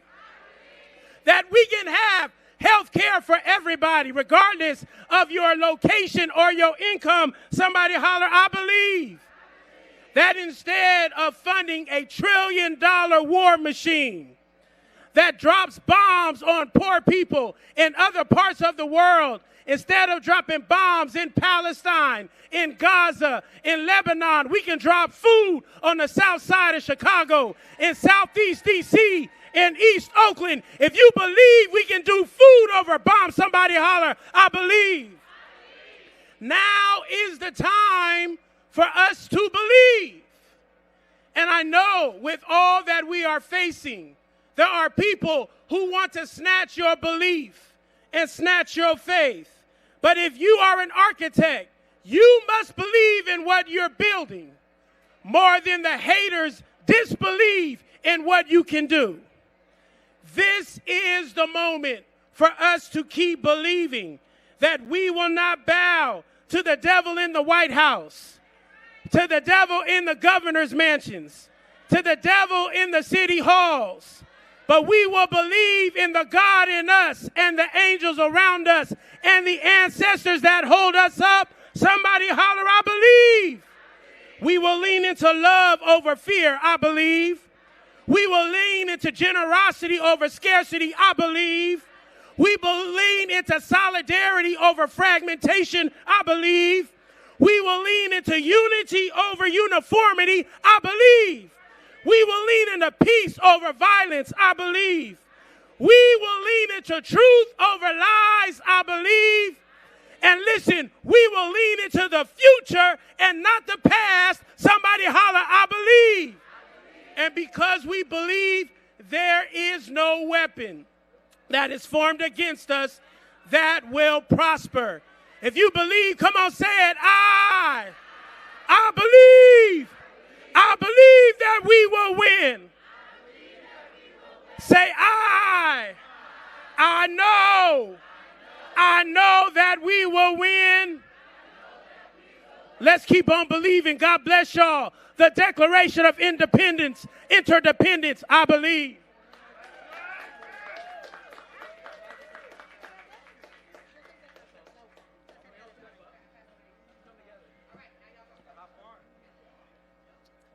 Kite kaliautak, oanga takilakihak, koyo gurunga nom beltsmi, suli anaktuvami, eat utkagami, eat sitnaswami, anaga kakanok.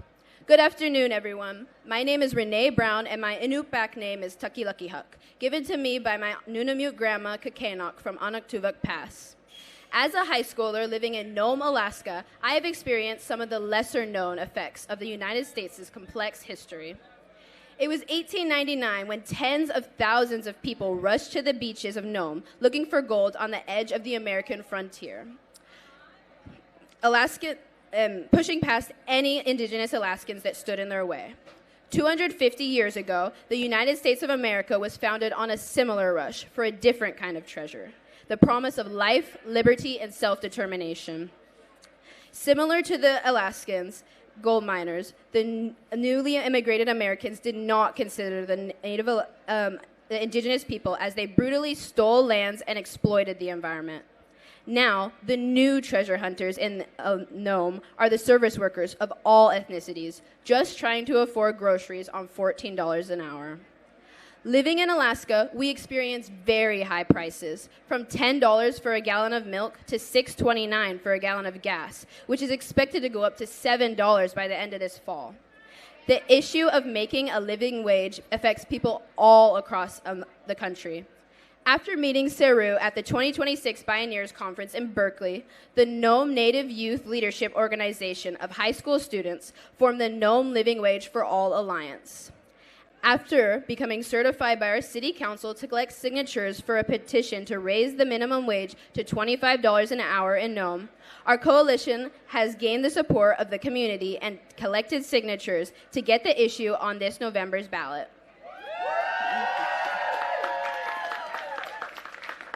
Passing a $25 living wage for all in Nome will be a positive change for our modern-day treasure hunters, just trying to support their families. America has made many mistakes, from enslaving Native Alaskans for furs to forcing indigenous children to attend boarding schools and assimilate. The generational trauma and alcoholism that has resulted from the past tragedies has led communities in the North to be mistrusting of schools. This has caused students to lose sight of the value of education and their ability to make change.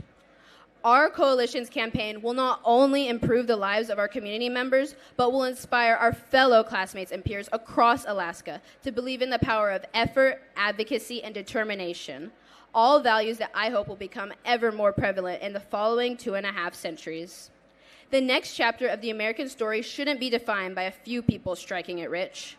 Our efforts will help Nome pioneer a new kind of American dream, one where dignity is the baseline and every resident can afford to stay on our golden beaches. Thank you.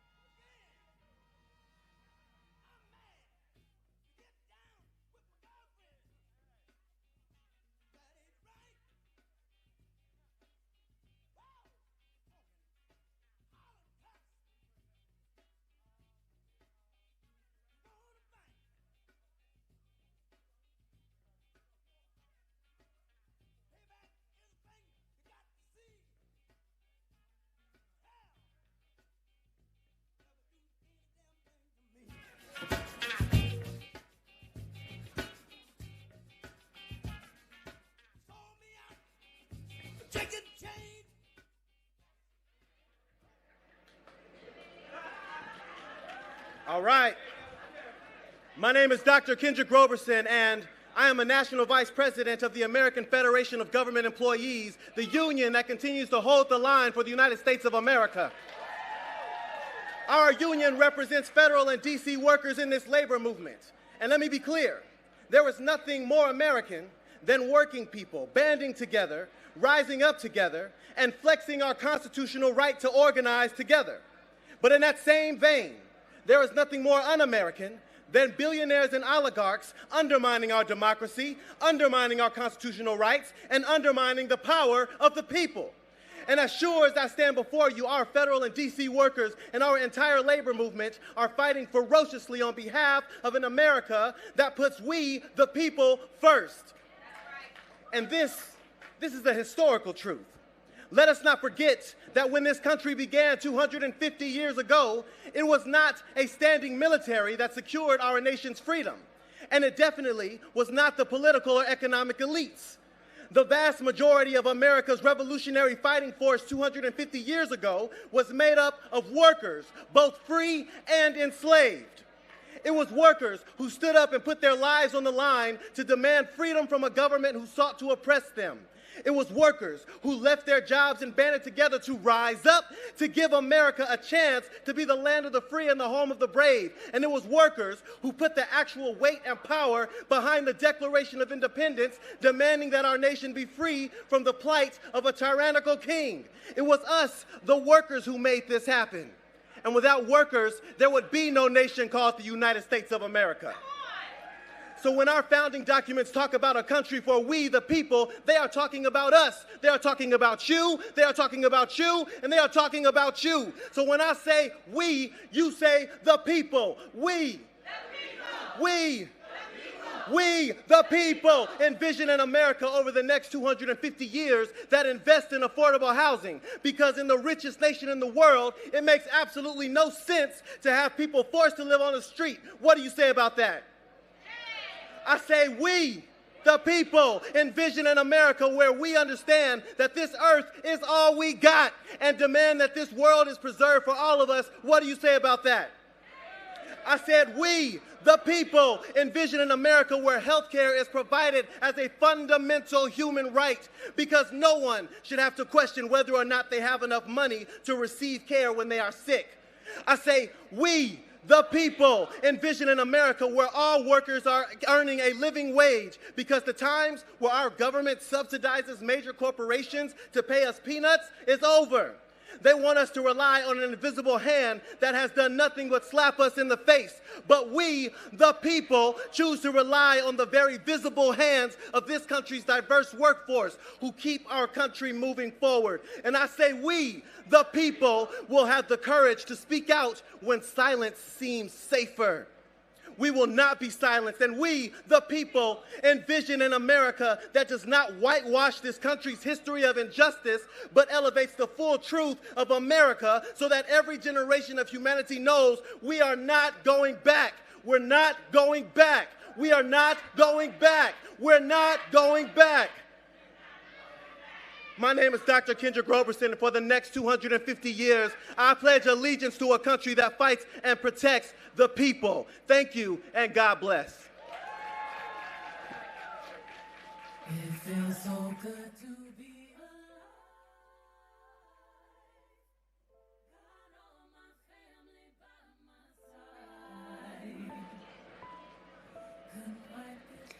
Shabbat Shalom. And if you don't know what that means, that's okay, because it means peace, and that's what I want us all to take first and foremost. My name is Rabbi Avi Stein. I'm a rabbi out of Brooklyn, also currently known as the People's Republic of Mamdanistan, otherwise known as New York City, but truly the unceded Lenape land of the Muncie and the Canarsie people. As a rabbi, we like to tell stories, so I want to tell you a story. We have a book club that goes back about 2,000 years, where every Saturday we read a part of the Torah, a part of the Bible. And there's a fascinating story this week. It's a story of a king that sees a group of immigrants and decides to make them the enemy. The king goes and wants to hire a prophet to curse, to destroy those immigrants. The first thing that God does is sends a talking donkey to stop the prophet. When the prophet doesn't listen to the talking donkey, something very powerful happens. Instead of cursing that the king wants, all he can do is to keep bless the people, to keep bless their tents, the way they live, the way they keep their tradition and their identity. When we are thinking of what does it look like for the next 250 years of a country whose first 250 years was based on a promise of we the people that was constantly broken. 250 years ago, we said we the people, but that didn't include women. That didn't include the black people that they enslaved. That didn't include the native and the indigenous people of these lands. It didn't include anyone who didn't fit their very narrow mold. And for the past 250 years, what the people have done is come together, movement after movement. And we have shown that when we say no one is free till everyone is free, it is not a moral statement, it's a reality. As my friend Linda mentioned earlier, we are the first generation that is telling our kids that they have less rights. I am an out and proud trans woman, and since I came out a decade ago, my spiritual siblings, the trans people of right now, have less rights because a few blocks from here, there's a fascist wannabe king who tries to curse us, who is trying to do everything he can to delegitimize our existence as trans people. As a rabbi, I have spent the last 3 years fighting a genocide committed in my name by Israel. This same government is trying to use us to persecute the Palestinian people, to persecute all the people of color. But what the past 250 years have taught us is that they cannot curse us even if they try, because our blessings have always been and will always be stronger than any of their curses. And that's what we are taking into the next 250. Stronger than ever, powerful than ever, ready to fight more than ever. Thank you.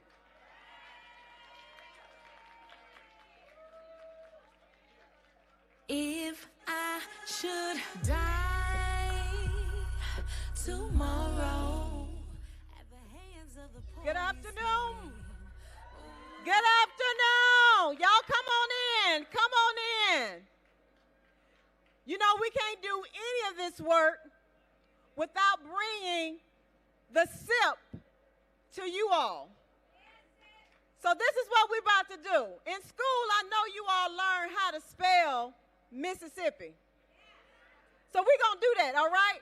And y'all going to join us. We ready, y'all? Come on, how we do it? M, I, cricket ladder, I. Hump ladder, cricket ladder, I. Humpback, I. Mississippi in the house. Yeah. All roads lead to the south. I am Cassandra Welchland, Executive Director of the Mississippi Black Women's Roundtable, and I also bring greetings from Melanie Campbell of the National Coalition on Black Civic Participation. I stand here with these young people. It's actually 3 generations of us here. My mama is here with me. Where you at, mama? Come on up a little bit, mama. Come on up a little bit. Got 3 generations in here with me. So we got Black Youth Vote, Mississippi. Where you at, Black Youth Vote? Where you at, Mississippi for a Just World? And none other than a HBCU from Mississippi, Tougaloo College.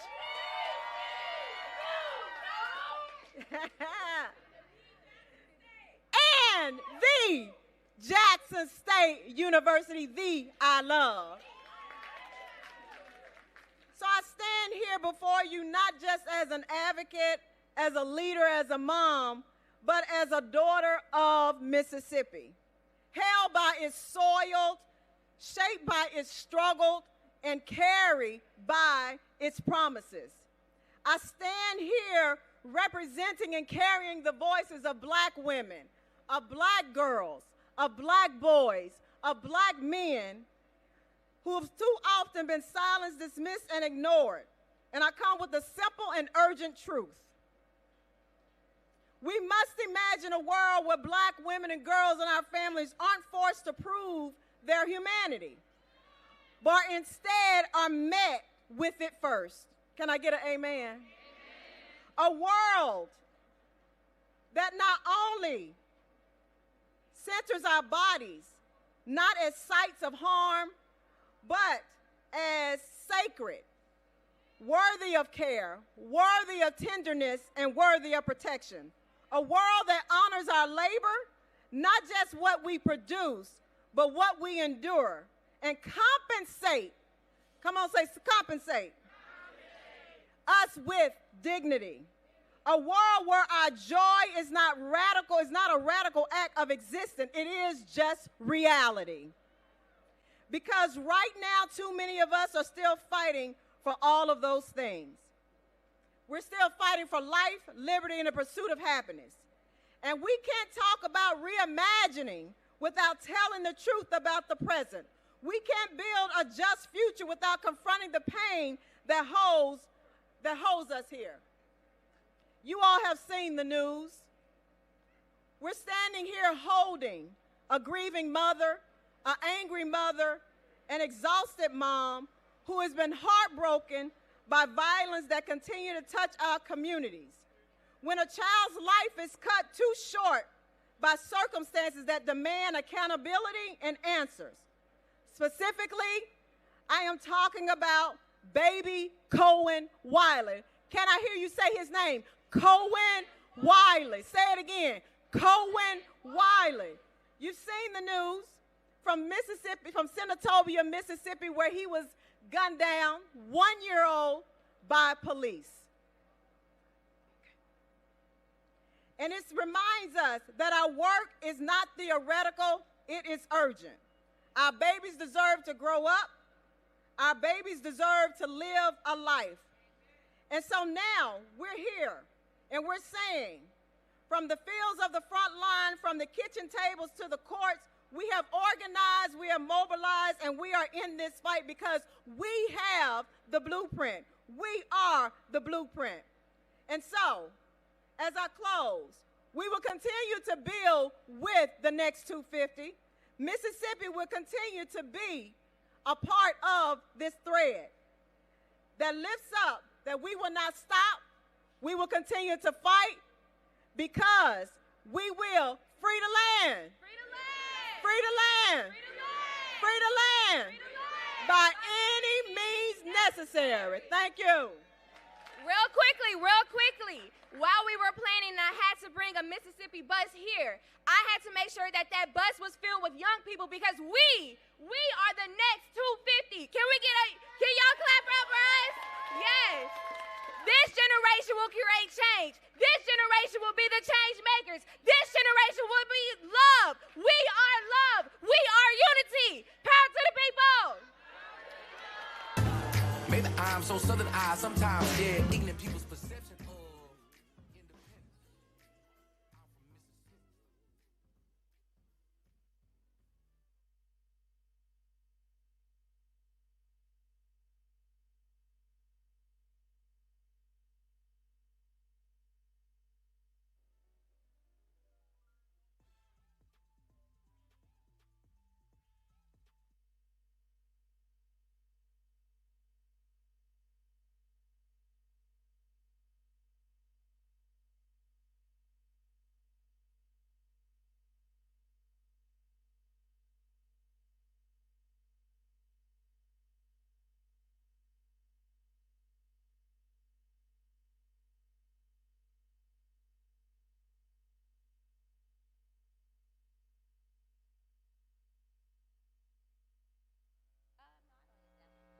Peace and love, everybody. How you doing? I can't hear you. How you doing? My name is Aaliyah Sharif. I come all the way from California, West Side, home of the Black Panthers, home of revolution, home of independence. Now, you can't say America without saying the black woman, can you? Can you say America without saying black women in hip-hop? Shout out to all the women that came before me that built this. We are a generation that loves music. Won't you agree? It is very important for us, y'all, to know what we listen to is what we become. We want to keep it positive. We want to keep it uplifting. We want to keep it spiritual. You feel me? That's what we say in California. You feel me? Everybody say, you feel me? I feel you. This song is called Change the World. Shout out to Groovy Jean, our DJ for tonight. You are enough. Yeah. This is our chance to change the world, y'all. Our chance to change the world. Our chance to change the world. We are the change we want to see. Our chance to change the world. Yeah. Our chance to change the world. Our chance to change the world. Our chance to change the world. Let me hear y'all say it. Let me hear y'all. The world. Our chance to change the world. Our chance to change the world. Our chance to change the world. Where you at? Shout out to all my sisters on the stage. Hey, hey world, hey world. Hey world, hey world. Hey world, hey world. Hey world, hey world. Yeah. Hey world, hey world. Hey world, hey world. Hey. Hey, listen. I'm a voice, I'm a queen, I'm a black star. I'm a rose out the concrete cracker. Yeah, I did it when nobody said I can. I believe in God's plan, I ain't waiting for no man. I'm a voice for the voiceless. Don't care about your numbers or who you say that your choice is. Did it without a cheat code or a joystick. Student of the game, brought the pain to your doorstep. Try to get me with that back door. Tell the feds of hope, but we don't want no more. We in the streets, where you at though? Tired of seeing brothers dying on the floor. Still standing for the Rosa Parks who can't. Got my hoodie on for Trayvon, I'm up to us who get. Hey, still do it so their names will go in vain. Prop it up for pain, but we still waiting for the change. Our chance to change the world. The world. Still do it for the ones so their names don't go in vain. Have money, have heart behind the wheel with it. Yeah, we made it out the mud, so it feels different. Always turn my dreams into meal tickets. Treasure on the map, but they still missed it. Cause the change in me. Please, God, protect my energy. While I'm dealing with these monsters, these vultures, these enemies. The devil always trying to get between. Tired of dealing with imposters. We move so precautious. Don't mess with you cause you faking, you toxic. Loyalty priceless, and that's what it cost them. Working for change can be really exhausting, but don't exchange your freedom for no cell or a coffin. Period. Now, if y'all ready for a revolution, put your fist up. Say, I'm ready. I'm ready. Almost 10 years ago, we did this at the Women's March. Shout out to Linda. Shout out to all the organizers today. Check this out. Fasting in these hard times, living my rhymes, trying to envision a better picture. Division divides, blinded by minuscule differences. Yo, it's fact over opinion. Switching your comments just so you can fit in. Now you're getting chilling with sinners and you don't handle your business. You try to blend with the trend, no matter who you offend. You're disrespecting our women. You're cashing checks just to benefit effects to our mental. But who gave you credentials? So I'm coming to you to take that. Cut the fakeness. Ain't no way that music can be used as a tool to abuse us. Time to wake up, re-up on your lyrics. Cause if you go with the flow, then you're part of the gimmick. And nah, we don't feel it. You're scripted, your image is shifted, and now your lifestyle slipping. Admit it, you ain't even submitting to the realest. Did it all for the thriller. Now we all in the building like, who ready? We was born to be ready. Put your fist up. Tell them you the real revolutionary. Cause when the time come, who ready to ride? Or is you gonna be sitting there? Put your fist up. Hey, who ready? We was born to be ready. Put your fist up. Tell them you the real revolutionary. Cause when the time come, who ready to ride? Or is you gonna be sitting there? Hey. They want me to be ignorant, considerate, belligerent, all barbiturates, illiterate, deliberately throwing hints like a frisbee. Can I get out of here? Where the exit, please? Who's next on my checklist? Those who will neglect this, choose to be fools, bringing rhetoric, real Confederate. Let them lifestyles hectic, mad cause I'm coming to the wreck it. Shots fired, we ain't dealing with no liars. Selling us imaginary dreams that we ain't buying. Tearing down the industry and they call it a riot. Cause we ain't being quiet, we ain't being silent. Just keeping it real. Tell you how we feel, no violence. Unless you're coming sideways. Nowadays, people be flexing with no guidance. Providing no science. We only abide by the Most High. So this next song, and shout out to everybody here. Shout out to y'all for coming. Give it up for the people. Power to the people. It wouldn't be nothing without y'all. So we already know we want to free Palestine, right? We want to free the Congo, right? We want to free Sudan, right?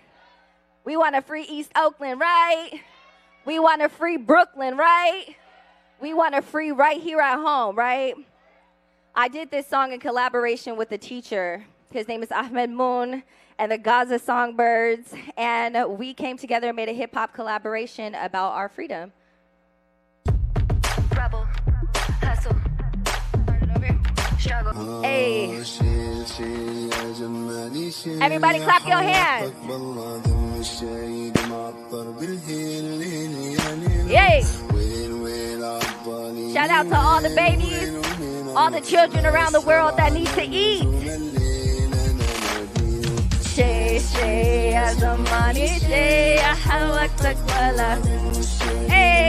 all the way in Gaza.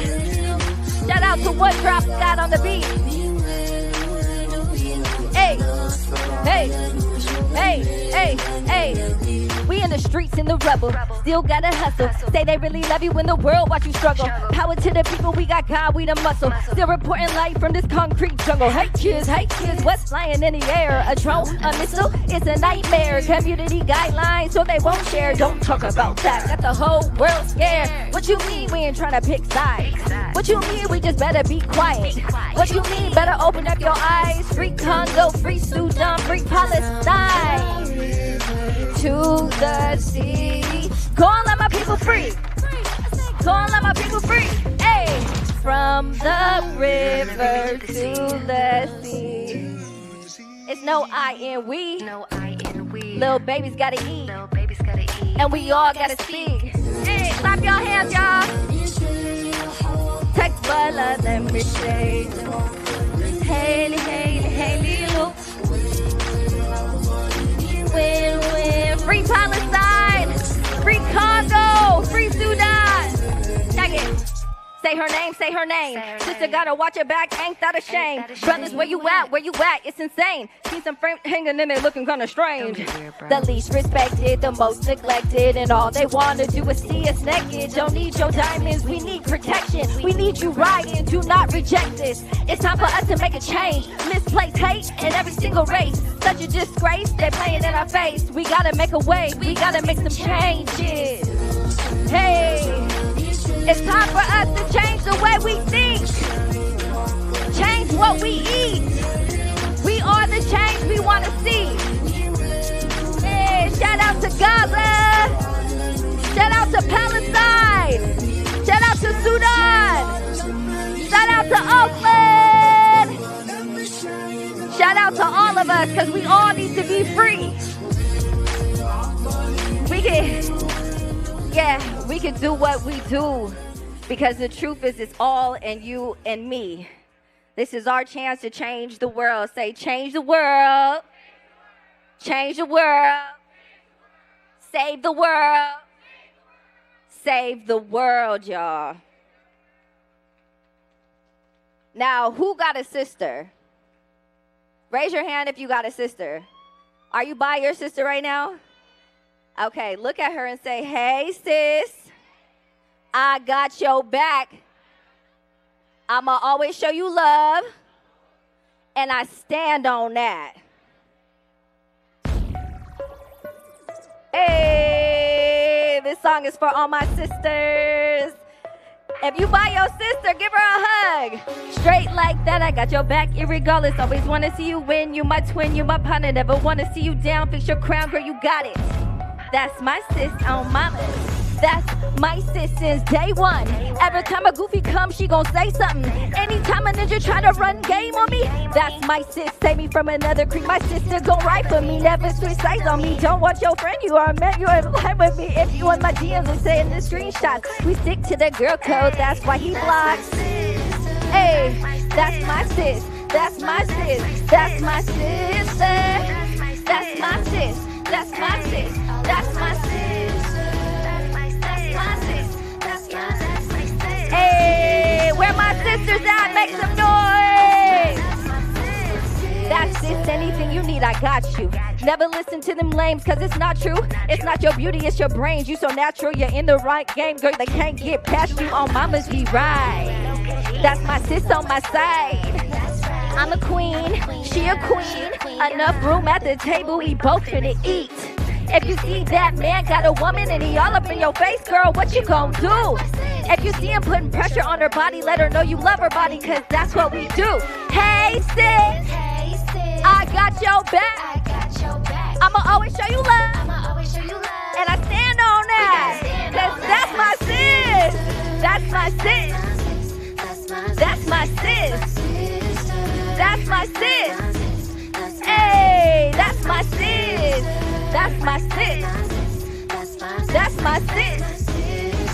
That's my sis. Hey, that's my sister. Anything you need, girl, I promise you, I got you. Y'all always make sure when you leave events, you take something with you. You take a promise to yourself to protect. Women right now, more than ever, we need protection. And if we can't get it from you know who, we gonna do it ourselves. We gotta have a girl code, y'all. We gotta stick to the girl code. We are what we want to see. We are the change we need. So everybody give your sister a hug. I need to see some sisters giving hugs right now. Because that's my sister. And here's an air hug from me. God bless you. Love you so much. Yay!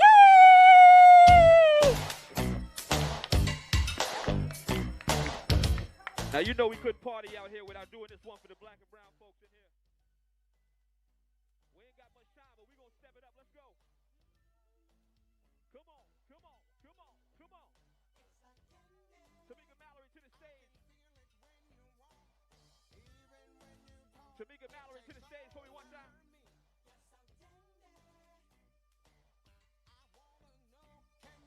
If you sit down, I'm wondering about you. Come on, get up.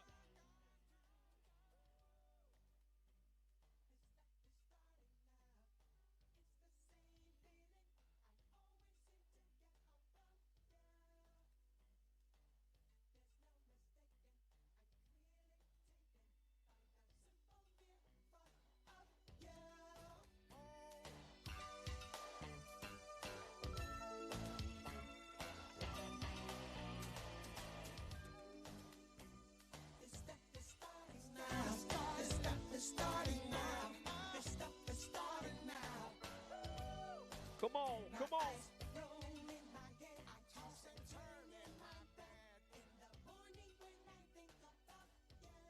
Now we did it for the older folks. Y'all keep dancing. But I'm going to switch it up for the younger folks.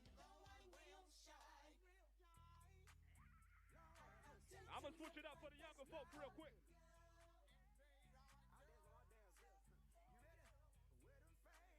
Come on. I don't know about y'all, but I came to party.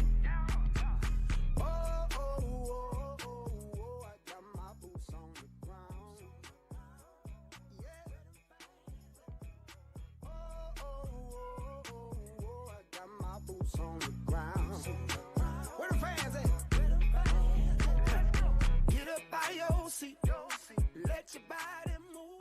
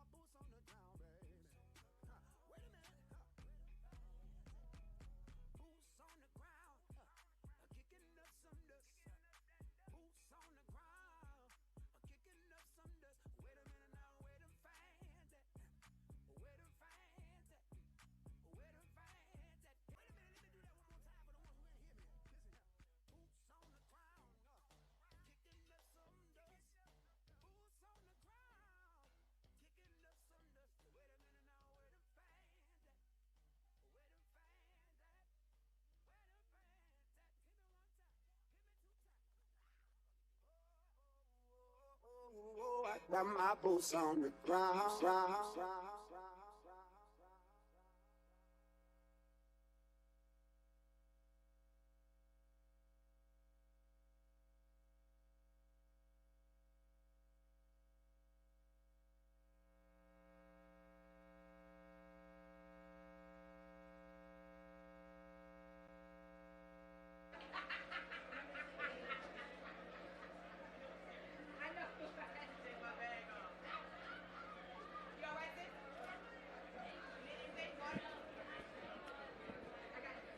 Show me what democracy looks like.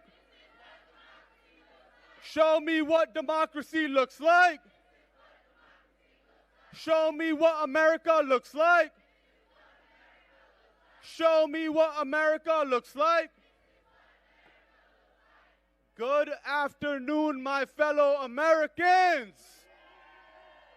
My name is Japneet Singh, and I come to you from the socialist capital of America, New York City,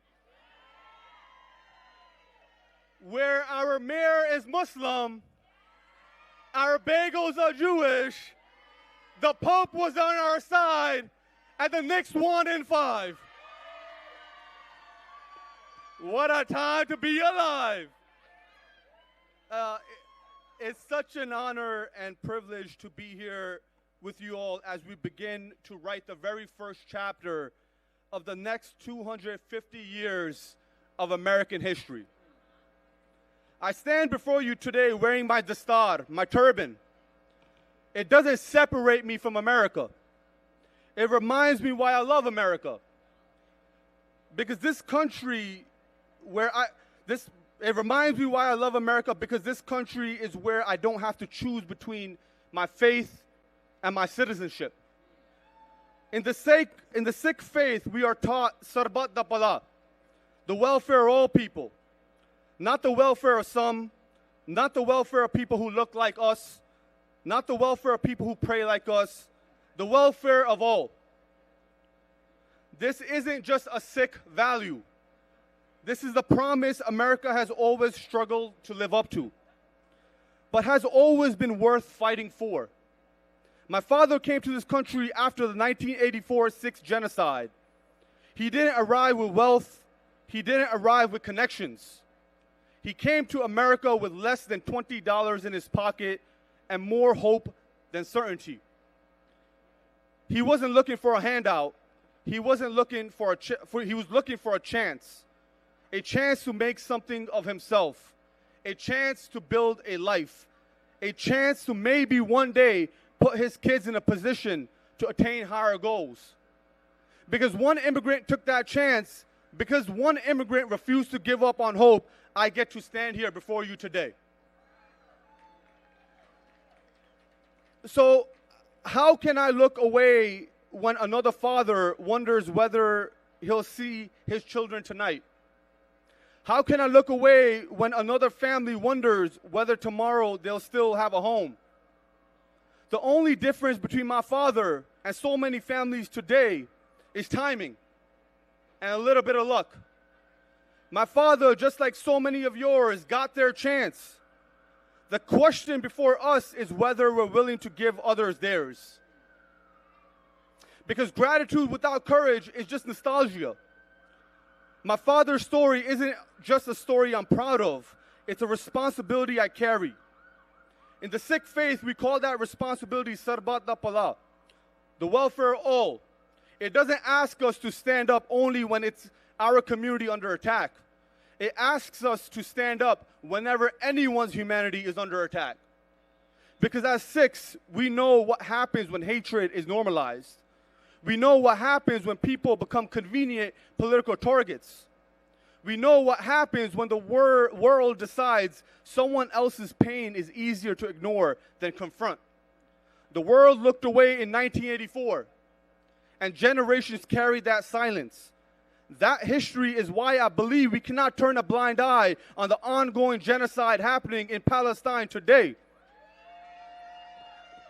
We can't stop to define how many dead babies is enough to consider something a genocide. We can't wait for political convenience before doing the right thing. It cannot depend on borders. It cannot depend on religion. It cannot depend on politics. If we say every person is entitled to dignity, then every person has dignity. You see, I grew up in New York City post 9/11. I remember Sikh Americans being attacked because someone saw a turban before they saw he was a human being. I remember Muslim Americans carrying the weight of suspicion for simply existing. Hatred never asks for your papers before it chooses a target. It only asks whether someone has taught it who to fear. That's why we don't defend one community. We defend each other. Because history has taught us that today's scapegoat is rarely the last. And despite everything, I still believe. I believe because I've seen ordinary people accomplish extraordinary things. I've seen neighbors become movements.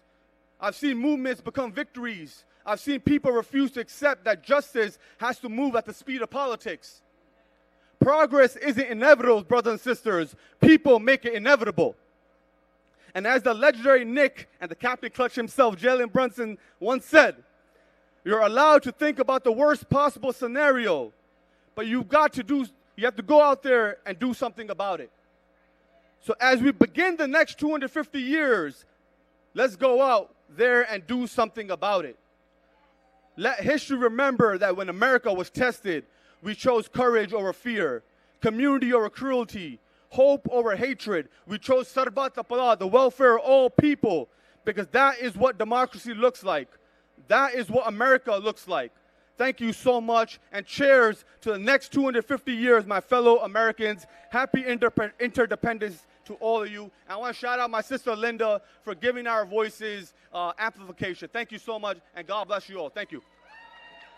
A boy is born in hard time, Mississippi, surrounded by four walls that ain't so pretty.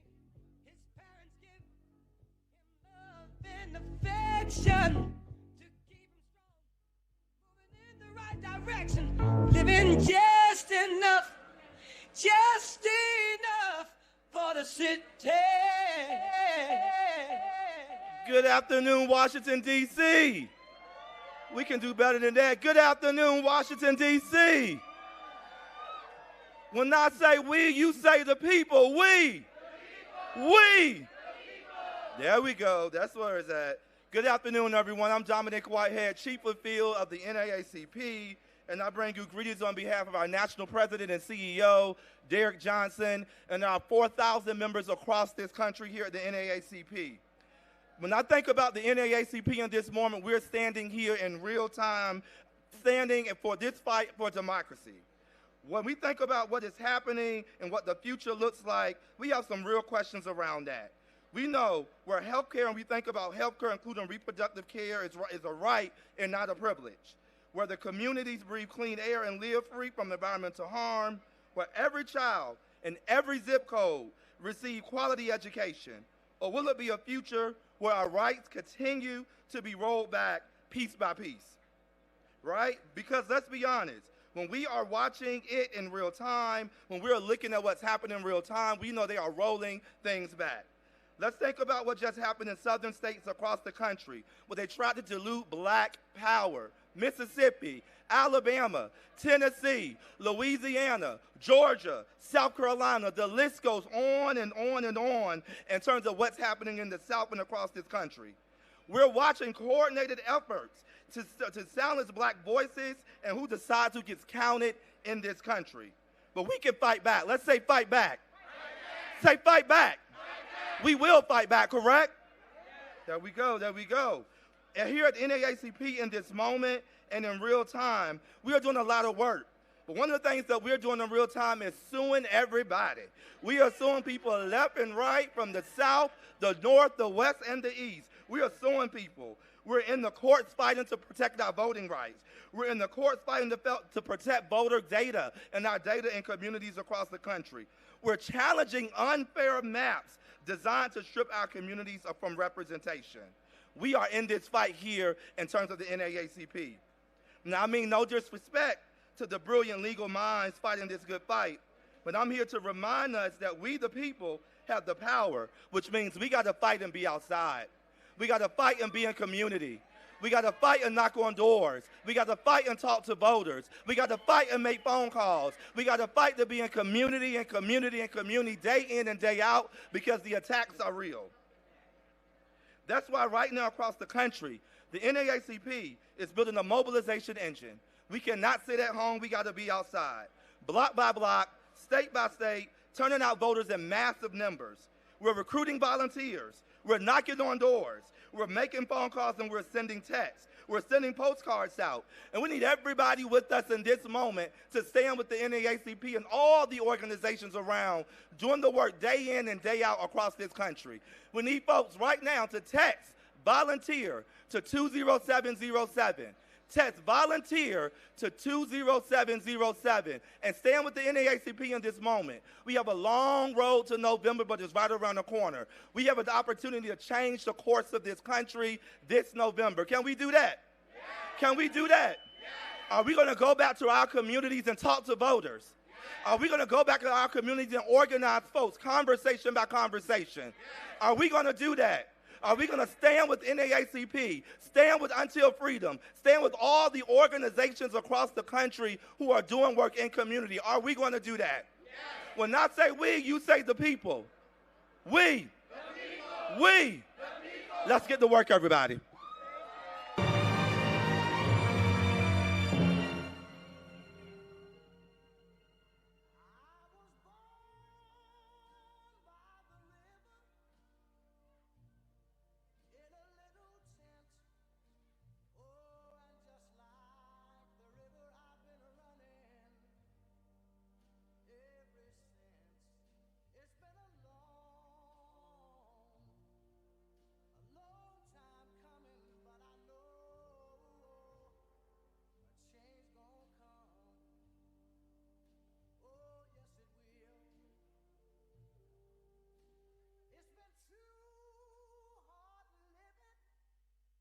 I'm afraid to die.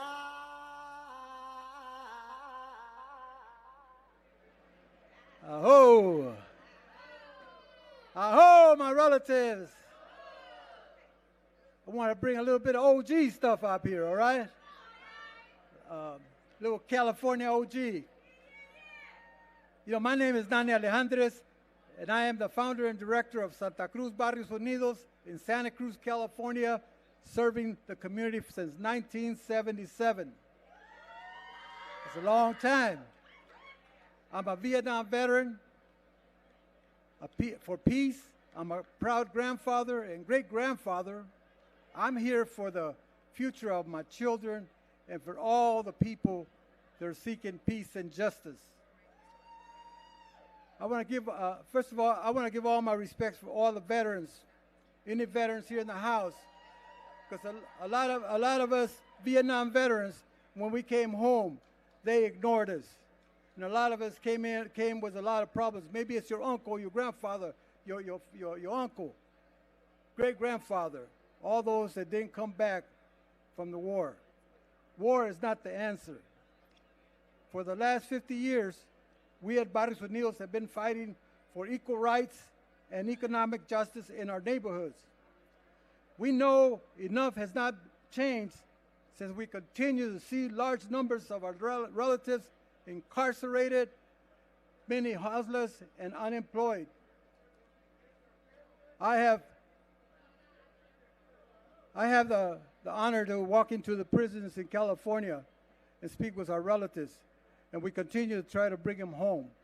And when your relative comes home, please try to understand them, that they've been in a cage for years and years and years.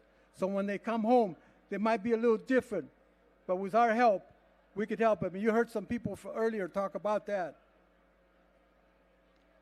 We must revive and relive the struggles our ancestors sacrificed for us. Stay intergenerational. This generation stuff, we all got to be together. We must use the wisdom of our ancestors. We must use the compassion and the teachings that they gave us. We never give up. We stay strong. The next 250 gives us the opportunity to continue the legacy of freedom fighters like Harry Belafonte, Mr. B, Martin Luther King, Harriet Tubman, Dolores Huerta, John Lewis, Linda Sarsour, and Carmen Perez. They are our future leaders.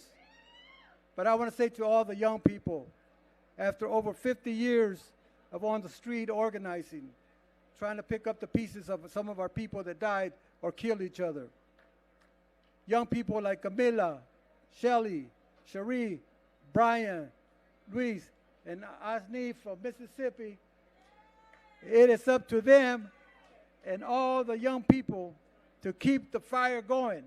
keep the movement strong for the next 250 years. Gracias, mi linda raza. Thank you very much, my relatives. Stay strong. Never give up. Hope, all my relations.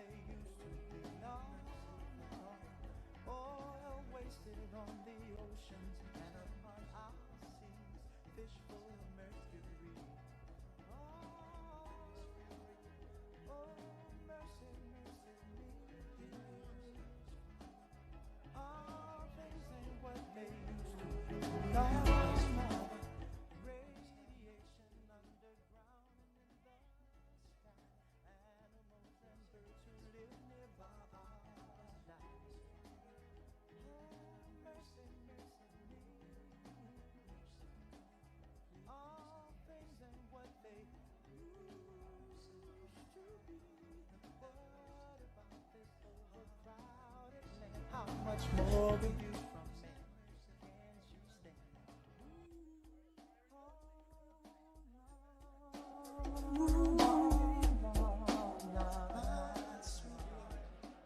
What up, though? What up, though?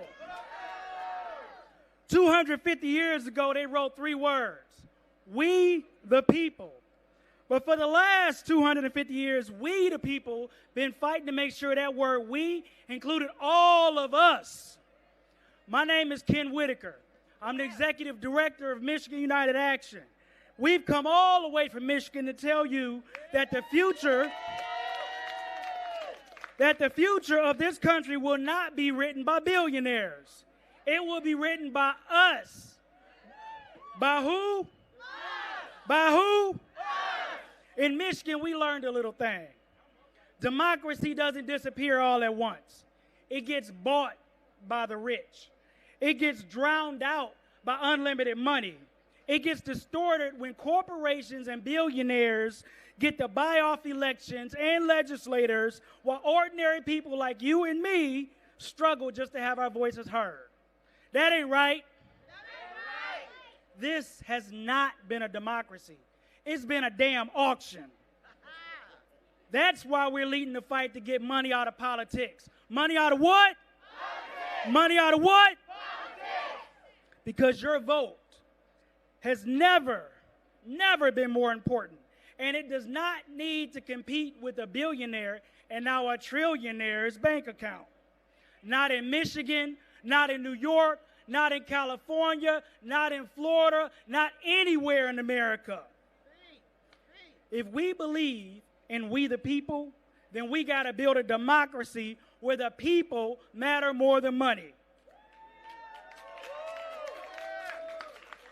So today we are standing together under the People's Declaration of Interdependence. Now that means something.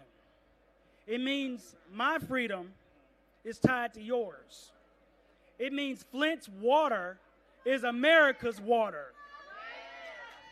It means a voter turned away in Georgia threatens democracy in Michigan. It means a family in Texas, their fight for a living wage belongs to us too. It means Carmelo Anthony is my son too. Because none of our struggles, none of our pain is isolated. None of our victories belong to just one state. Some people want you to believe that we're divided. Black against white, urban against rural, native born against immigrants, worker against worker. But we learned something else in Michigan. When we fight, we win. When we fight, we expanded voting rights. We've broken political maps that were designed and rigged against our people. We protected fundamental freedoms, not because the powerful people gave us permission, but because people stood together and demanded a democracy worth its name. So, we are second to last on this stage today. I know y'all hot. But we didn't come here to give you the final word. We came here to pass you a little bit of fire. When you leave Washington, don't you go home inspired for a weekend. You go home and organize. You go home and build. You go home ready to write this country's next 250 years. Because this country's story is our story. Whose story? Our story. Whose story? Our story. Because the next chapter in America will not be written in the boardrooms. They will not be written by lobbyists. They will not be written by the highest bidder. It'll be written by who? Us. By who? Us. By who? Us. Thank you, y'all.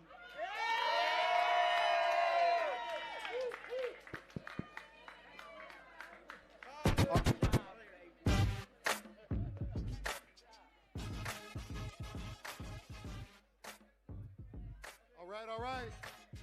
All right, all right. All right, all right. All right, Michigan. Midwest in the house.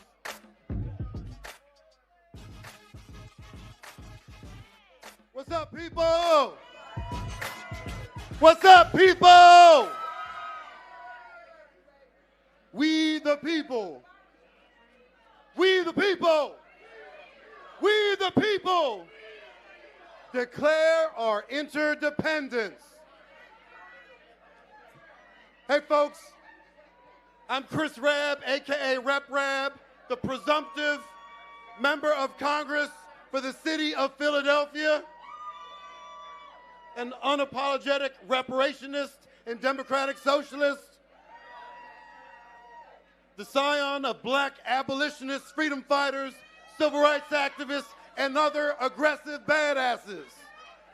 That is my legacy. That is our legacy. And for those of you who are not genealogists and family historians like I am, please know that your fabulosity is not rooted in necessarily just ancestors of blood, but ancestors of conscience. Show me what fabulosity looks like with ASL. I got to see this. Oh, I love that. I've never seen that before, sister. Thank you so much. Yes, we're the embodiment, the wildest dreams of our ancestors of blood and conscience. Do not believe that when the founders got together and there were enslavers amongst them, that we just say, oh, well, they were products of their time. Because you know who else who were products of their time? The enslaved. And they knew right from wrong. And there were people who were not enslaved who knew right from wrong in that moment.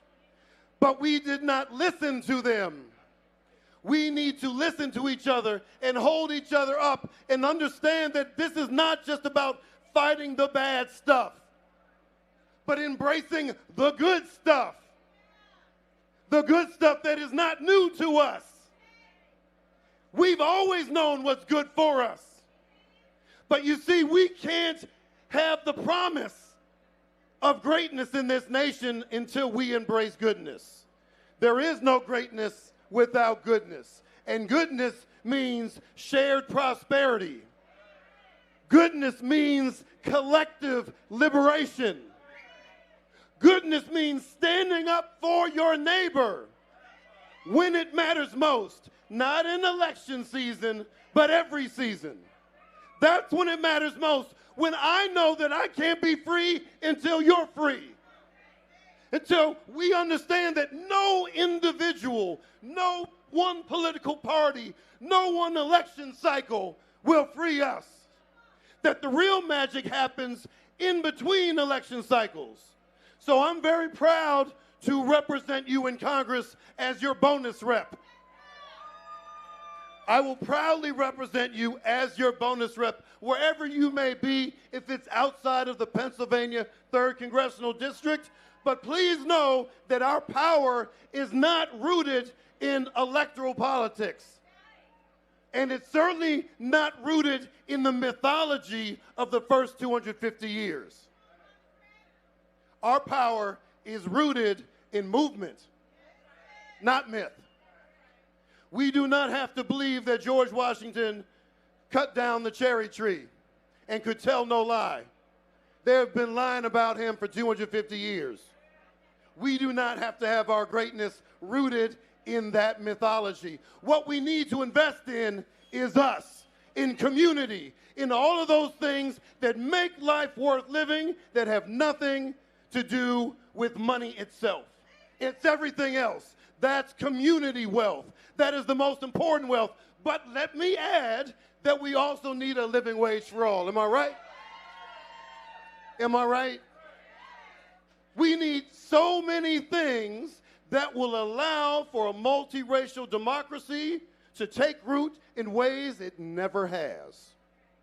That is my commitment to all of you, and I know you all are committed because you wouldn't be here.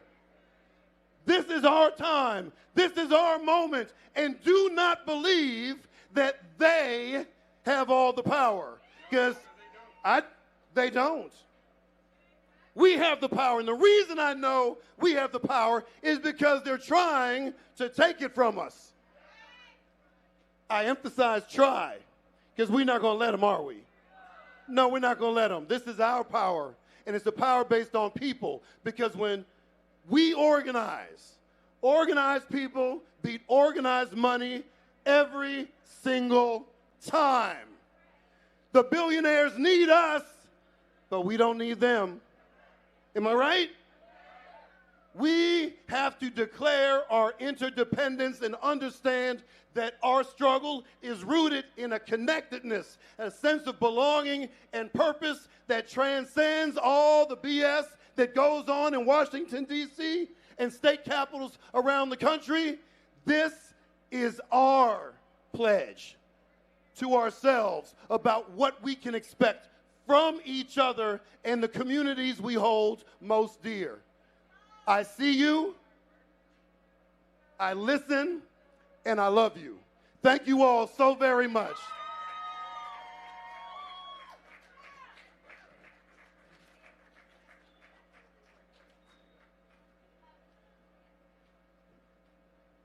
Let's hear it for Rep. Rab. Let's give him a round of applause. Let's hear it for all of our speakers today. Y'all ready to march? Let's have a round of applause for Linda and Sarumati and Carmen and all the organizers, and Abby for her great logistical work. Let's hear it for all the organizers today. And let's be thankful for our ancestors, whom we follow over this past 250 years, without whom we would not be here. And as we prepare to give instruction for the march, we want to lift up our newest ancestor at this hour, another freedom-fighting woman on the Underground Railroad for most of our lives. We lift up the name of Mother Khadijah Farrakhan. May Allah be pleased with her, and we march today in her holy name. It was Frederick Douglass who asked, what to the slave is the 4th of July? When Next 250 asks, what to women today is the 4th of their life? What to the immigrant today is the 4th of their life? What to African Americans who just lost our right to vote today is the 4th of their life? What to the LGBTQIA today is the 4th of their life? What to the disabled community today is the 4th of their life? What to those who are hampered by gun violence every day today is the 4th of their life? We march now to answer that question. We march now to prepare for the next 250 for ourselves and for the yet unborn. We ask everyone to my right, prepare to assemble. Go now, really, to march north, right there on K Street. We want everybody to gather behind the banners as we get ready to march for the next 250, to make sure that this country lives up to its promises of freedom and democracy that it has never fully lived up to. We march today for all those who we come from that struggle to make this first 250 mean something, but it still has not met enough. And so we ask you now to gather and march, and we're going to go to this White House where no good Donald Trump is. This is not your house, Donald Trump. This is the people's house. This is the people's house. This is the people's house. And we march to make the 4th of your lie real. Let's get ready to march.